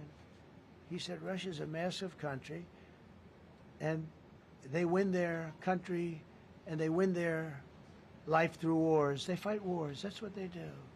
He said, China beats you with trade. Russia beats you with war. That was a very interesting statement. China's not beating us with trade, not when I'm in charge. But they were beating Biden with trade, but they never beat us with trade. Don't forget, China had to pay $400 billion worth of tariffs when I was last time. That was last time. And if we didn't have COVID, all of this stuff we would be loaded. We're finding hundreds of billions of dollars of cash is pouring into our country now because of tariffs. And all we're doing is we're doing what they do to us. It's so beautiful to see it. They found last month, as you saw, $25 billion of excess cash flow. They say, where did it come from? I said, I'll tell you where it came from. It came from a place called tariffs, and we're doing very well. We're really doing well. But I expect to have a meeting with Putin that I think it'll be good, but it might be bad. And I'm here for one reason, to get rid of a war that somebody else started. Should have never happened. And if I could end it, great. Complex war, a lot of bad blood, But Zelensky's been there for 3.5 years. So if you put him in a room, now I will say this, ultimately I'm going to put the two of them in a room. I'll be there or I won't be there. And I think it'll get solved. Yeah, please be happy. Thank you, Mr. President. Excuse me, I'm going to suggest, because do you have any other questions on DC? Because I don't want them to be. Wait. These are incredible people. I don't want them to be standing up here on subjects. Does anybody have a question of them? And then you guys can leave. Okay, a question, Brian, go ahead. Thank you, Mr. President. All right. And by the way, this is only on D.C., and then they're going to leave because it's unfair to have them stand up here all day long. I agree. Brian. I've got two questions for you. First, about D.C. This is personal for me as well. Last year, I was robbed on the streets by one of these teenage thugs. Had a gun, got away with it. Let's talk about the effort that between law enforcement, prosecutors, and judges, because it's a recycling belt. Like, these kids go, they don't fear the police. They know it. If you talk about how we've got to get these judges and put these kids behind bars, right. Adult crimes deserve adult penalties. And my second question, I'll after you answer that, please. You want me to answer it? Whoever wants to take it. Okay. It's real. Do you want me to answer it? Go ahead. Here's the problem. Assuming that they're 17 years, older than 17 years old, I can get the case. If they're under 18 years of age, I can only get the case if it's murder, rob one, rape, or even if they shoot a gun but don't kill you, I can't get it. So the law has to be changed. As the president said, cashless bail. That has to be changed. All right, then, even assuming I get the case, I get jurisdiction, I get a conviction, the D.C. Council has given the judges the ability to give probation on shootings. And so then it's up to them. All of these things, the Youth Rehabilitation Incarceration Reduction Act, and now they want to seal records. So if we work hard, we get a conviction, they want to wipe it out. So that needs all to be changed. Okay, Mr. Question. Pam, would you answer that also? Yeah, and just back to that topic. Let's be clear, though. We're going to charge them, and we're going to track every single thing they do throughout every step of the court process and report back to you and let all of you know what's happening to them. Because the people who are prosecuting them, the judges who are trying them, they also need to be held accountable. Mr. President, you're also making a comment. You made a comment you walked out here. This is the most people we've ever seen in this briefing. I've never seen ever, right? Yeah. I've never seen any. Where's Caroline? Where's my superstar? Caroline. Is Caroline in the back? Where's Caroline? Come here, Caroline. Come here, Caroline. Come here. Is she doing a good job, by the way? Come here, Caroline. Is this the largest crowd that you've ever seen? This is definitely the most packed briefing, and I think all of you would agree. I think it's why we need to build a ballroom. Mr. President, I have a better idea. All right, Brian, go ahead. My question is this. You're building the big, beautiful ballroom. Yeah. Could we build a big, beautiful briefing room, updated technology, more seats? I don't want to do that. No. I don't want you to be comfortable. So no, I don't want to make life comfortable. So look. Let's just do this. Let's do this. It's going to be a big thing. We're going to Russia. That's going to be a big deal. What happens, happens. I'll let you know what happens. You'll be the first to know. I'll be calling the European leaders. I'm going with totally. I mean, we have a lot of talks. They're great people. They're great leaders, actually, and they want to get back. Honestly, as one of them said, I've OD'd on trying to settle Ukraine. They've OD'd, meaning they've overdosed on the settlement of Ukraine. Not a nice expression, but boy, is it accurate. They're tired of it. They want to get back to spending money on their countries. You know, Biden gave them $350 billion. Europe gave $100 billion. It should be much more than that. Shouldn't have been that kind of, they should have had equalization, but they didn't. But you know what? Still a lot of money. They want to get back to building their own countries. They really want it resolved. My relationship with the European leaders, as you saw, is extremely good. It's perfect. It's beautiful. Wait. And we're going to try. I'll be in touch with them. I have 5 of them call me. You think it's easy? There are a lot of European leaders, but they rely on me, very much rely on me. If it wasn't for me, this thing would never get solved until the last person breathing is dead. Would you talk to them before? Mr. President. Yeah, I do. I'm talking to them right now. So I'm talking to the European leaders. I'll be talking to President Zelensky. I'm going to get everybody's ideas. I go into that thing fully loaded right up there, and we're going to see what happens. Now, I think one of 2 things is going to happen. It's going to be a good meeting, and we'll go a step further. We'll get it done. I'd like to see a ceasefire very, very quickly. Very quick. I'd like to see it immediately, but I'd like to see it very quickly. And we're going to be dealing with the European leaders, and we're going to be dealing with President Zelensky, and hopefully we're going to have a great success. As far as this, what we did today, and I think you were here for D.C. more so than even Russia, because Russia will be, you know, we have a couple of days to go, but the Russia is going to be very interesting. But to me, what is very exciting, and we're going to take back our capital. We're going to make it beautiful again, but we're going to make it, more importantly, safe again. It's going to be so safe. It's going to be a model. And then we'll look at other cities also. But other cities are studying what we're doing. And you have some capable people in other cities. They can do it too. But we have a great group of professionals. We're going to have a safe, beautiful capital, and it's going to happen very quickly. Thank you all.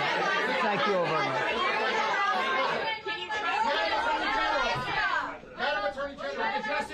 You have been listening to President Donald Trump there taking a lot of questions on several topics, but the major reason for this news conference you see here is for the president to lay out his plans, how he plans to crack down on crime in Washington, D.C., crime that he says is causing issues. And with that, I want to go live now to the White House and CBS News White House reporter Willie James Inman. Willie, thank you for joining us today. The numbers we know don't lie, but I really want to ask you about that entire news conference and entirely on the issue of crime in Washington, D.C. Can you give us a recap? What stood out to you from what the president, the attorney general, even defense secretary had to say?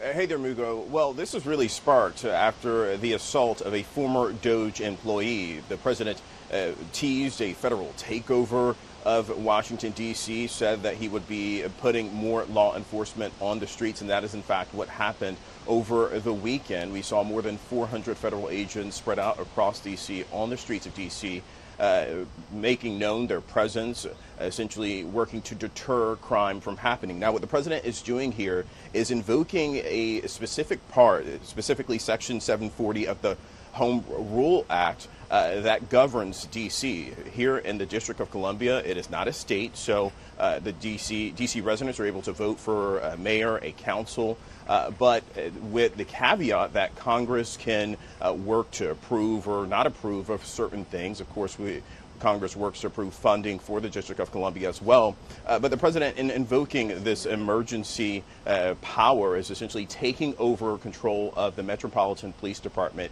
here in the District of Columbia. Now, there are certain rules that guard this act that the president is taking. He has to notify Congress, explain what he's doing in 48 hours. And the president sought to explain the reasoning behind this move during that press conference. Listen to what he said. A Democrat congressman was also carjacked at gunpoint not far from the Capitol. And in 2023, an aide to Senator Rand Paul was stabbed in the chest and head by a demented lunatic as he walked down the street, just absolutely for no reason. Horrifically, last July 4th weekend, a 3-year-old girl was shot in the head and killed while sitting in a car near the Capitol. It's becoming a situation of complete and total lawlessness. And we're getting rid of the slums, too. We have slums here. We're getting rid of them. Yeah, the president noted that the Attorney General Pam Bondi will essentially be at the helm here, guiding the Metropolitan Police Department. He has a time limit on that action that he's taking today, 30 days. He'll have to get a buy-in from Congress to further extend control of the police department. But the president also calling for the National Guard to help patrol the streets and keep D.C. safe. Certainly there will be some pushback from local leaders, including Mayor Bowser. We await to see a statement from her. But the president making this extraordinary step to essentially tamp down on what he says is a ramp up of violent crime here in D.C., even though, as you pointed out, Mugo, we have seen violent crime, in fact, come down 26% compared to last year. But we wait and see in terms of how the president will go about responding to that pushback. But for now, the White House making this move, they say, to tamp down on that violent crime across the district. Mugo. Yeah. And Willie, we heard from Janine Piro as well. She is now D.C.'s top prosecutor, and she focused on young people. She mentioned how if they commit a crime, there's not really much that she can do as long as they're under 18 years of age. And it seems this is an issue. I mean, I used to live in Chicago. It was an issue with teens there committing crimes and not much being done about it. Does this appear to be an issue in the D.C. area as well? Yeah, it certainly is. It is something that I've personally witnessed, young teenagers stealing cars. This is something that has been a problem in the district, and local leaders, and in fact, the Attorney General, the critics say essentially that he is not being tough on crime and prosecuting those juveniles as adults. So this is something that local leaders will have to address, and certainly something that the White House is eyeing in terms of his push to fight that violent crime, Mugo. Okay. CBS News White House reporter Willie James Inman, thank you so much for your time today. And now I want to bring in CBS News Justice reporter Jake Rosen and CBS News senior coordinating producer for the Crime and Public Safety Unit, Anna Schechter. They've both been listening into that news conference with President Donald Trump. Anna, I want to start with you because the president says the capital city has been taken over by violent gangs and criminals. Can you walk us through what you took there from the president's press conference? What stood out to you the most? Well, he really painted a picture, Mugo, of a dystopia. And, you know, we talked to people who live there. I think they don't characterize it that way. In fact, as Willie noted, violent crime is down year over year. And even Kash Patel, the head of the FBI, said as much. But certainly murder rates, carjackings, they are higher than a low back in 2012. They're coming down, approaching pre-pandemic levels. So we saw a huge spike in violent crime after the COVID-19 pandemic, and particularly in D.C.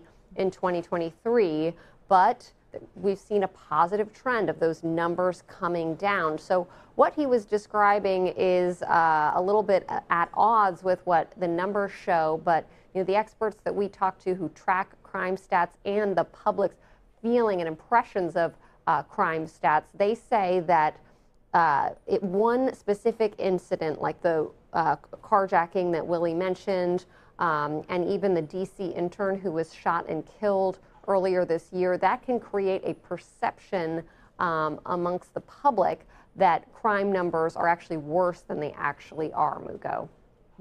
And I think it's also important to note here that, yes, the numbers can't say one thing, but what people feel, that can be a completely different story as well, right?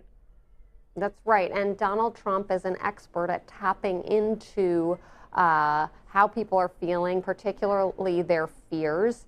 And certainly when I talk to law enforcement around the country, including here where I am in New York City, they do complain about recidivism. So they talk about bail reform as something that has allowed criminals to get back out on the street after they commit crimes, and that is inhibiting law enforcement. So Trump, in his press conference today, he voiced a lot of those frustrations that I have heard from law enforcement. And so these are big policy issues. He presented it like he can kind of railroad and make big changes. Some of the things that he's talking about are going to require Congress to act and others to sort of get on board. So a lot remains to be seen, but very strong rhetoric from that presser today. Yeah, and you talk about how this is still a long way from happening because it does need some approval, but what would a complete federal control over the Metropolitan Police Department, what would that even look like? Well, it's a great question because it hasn't really been done in this way before. So as you mentioned, that would require an act of Congress to completely take over after a 48-hour period. But what Trump essentially was flicking to was to tap into other federal law enforcement agencies, draw from those. But he also talked about how there are about 3,000 police officers with the Metro PD. And his point was that's enough. You need to let those police officers do their job. So kind of murky. Does he want to actually allocate federal law enforcement to bolster the Metro PD, or just allow those police officers to kind of roll back restrictions on their ability to make arrests? But certainly there's going to be a lot of debate, a lot of criticism coming from groups that advocate for violence interrupter programs and the like. But I think what he said is probably good news to law enforcement, local police around the country who feel like they want to make sure that when they make those arrests, that the people who are perpetrating those crimes don't come back to recommit those crimes. Okay, CBS News senior coordinating producer for the Crime and Public Safety Unit, Anna Schechter, thank you so much for your time today. Now let's turn to CBS News Justice reporter Jake Rosen. Jake, good to have you here on 24/7. What stood out the most to you during the president's news conference? Obviously, you were listening in as well. What was your take from what he had to say?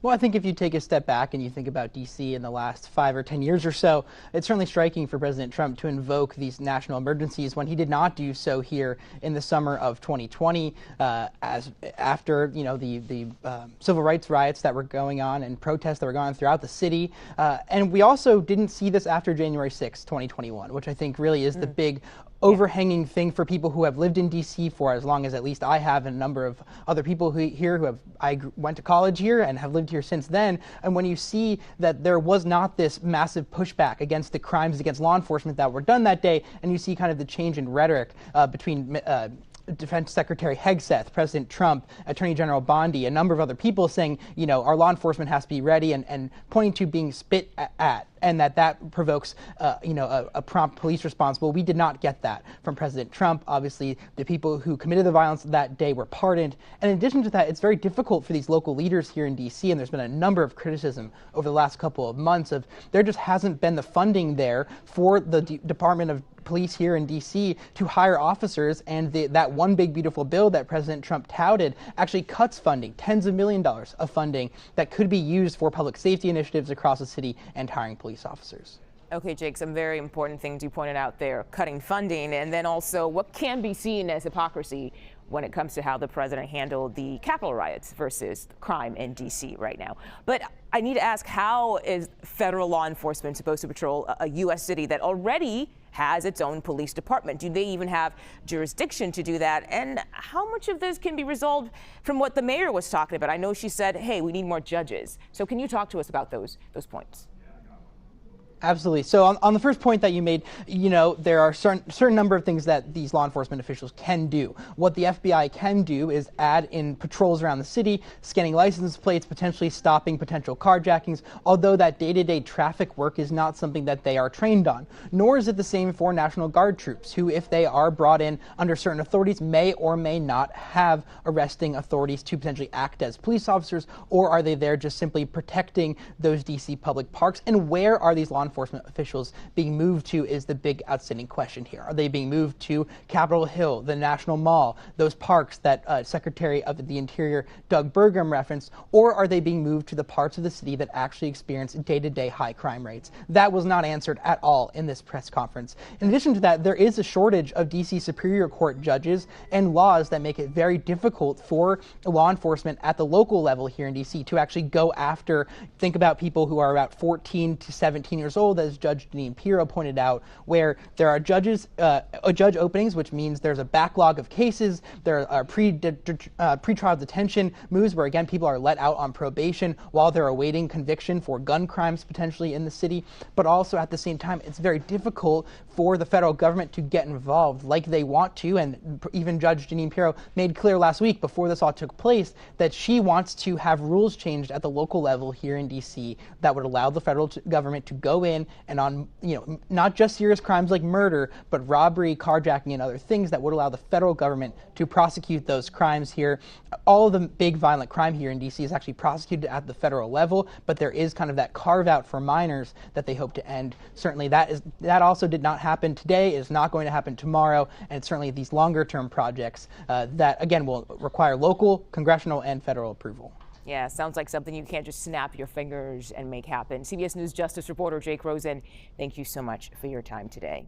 And now I want to bring in CBS News senior White House and political correspondent Ed O'Keefe. Ed, you were in that room during the president's news conference. And what did the president have to say? Can you talk to us about the D.C. home rule? What's that about?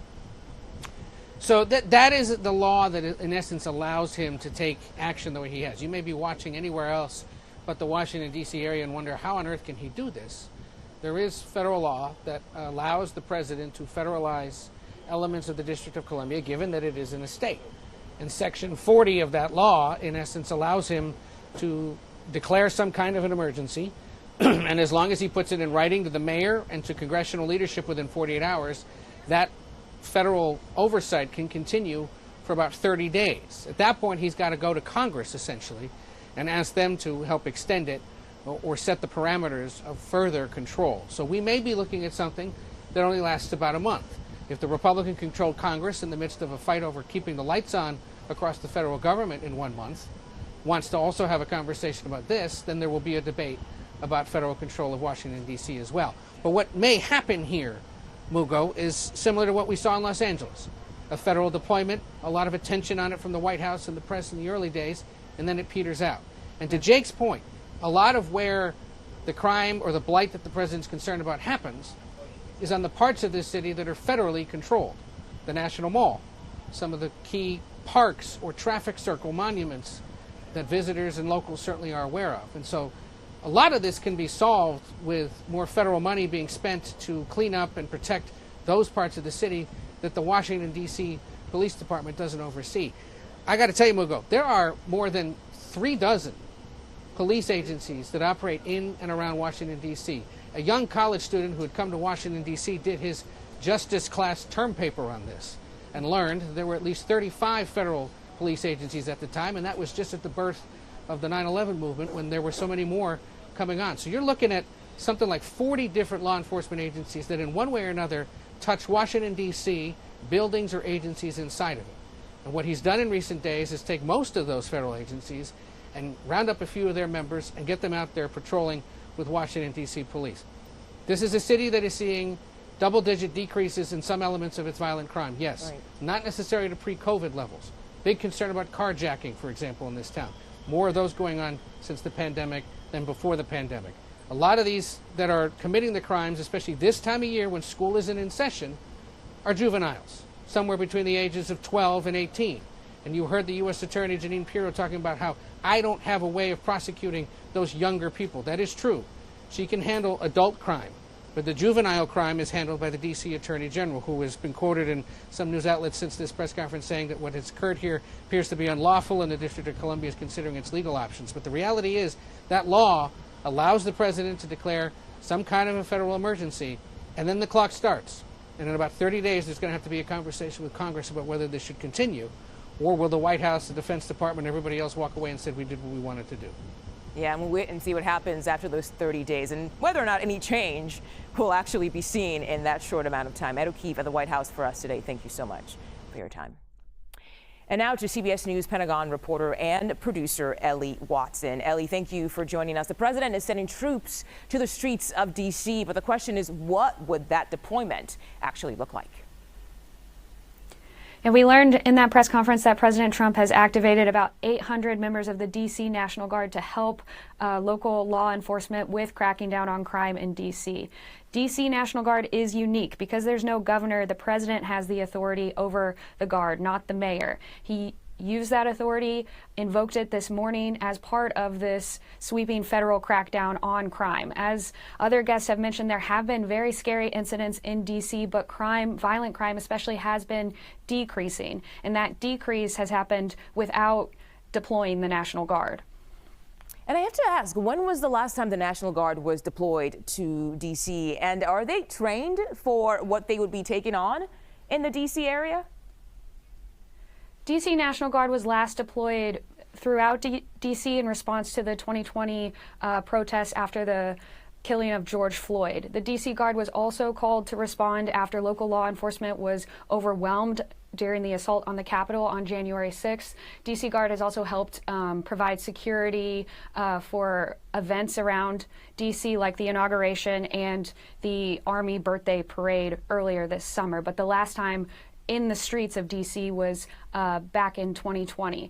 The Guard is trained with security and with crowd control tactics, but traditionally is not used as local law enforcement. This administration especially has been calling on the National Guard across the country to step into places that previous administrations have historically left up to domestic law enforcement. And Ellie, I also want to take this opportunity to ask you about what the president had to say about his meeting with President Putin. Anything stand out to you there? A few things did. The way President Trump talked about it, he is essentially trying to feel out what President Putin wants. President Trump again mentioned that there may be some swapping of territories, which is confusing because Russia invaded Ukraine. There isn't a lot that Ukraine wants to or even has to swap with Russia. And so there are European leaders as well as President Zelensky who are worried about what kind of conversations about territory will be had without President Zelensky at the table. Yeah, that's a big part to remember as well, is that Ukraine did not start this war. But when it comes to this meeting with the president and with President Putin, President Zelensky will not be on the table. All right, CBS News Pentagon reporter and producer Ellie Watson, thank you so much for your time today. And we have some breaking news. This is out of Pennsylvania. Officials are reporting a mass casualty incident at the U.S. Steel Clairton plant. Let's bring in CBS News correspondent Chanel Call for much more on what we're learning there. Chanel, thank you for your time. What can you tell us today? Well, Mugo, still very much a fluid situation, a huge police and emergency services presence there this hour. Initial images from the scene, Mugo, show this huge black plume of smoke on top of that facility. Local residents that we heard from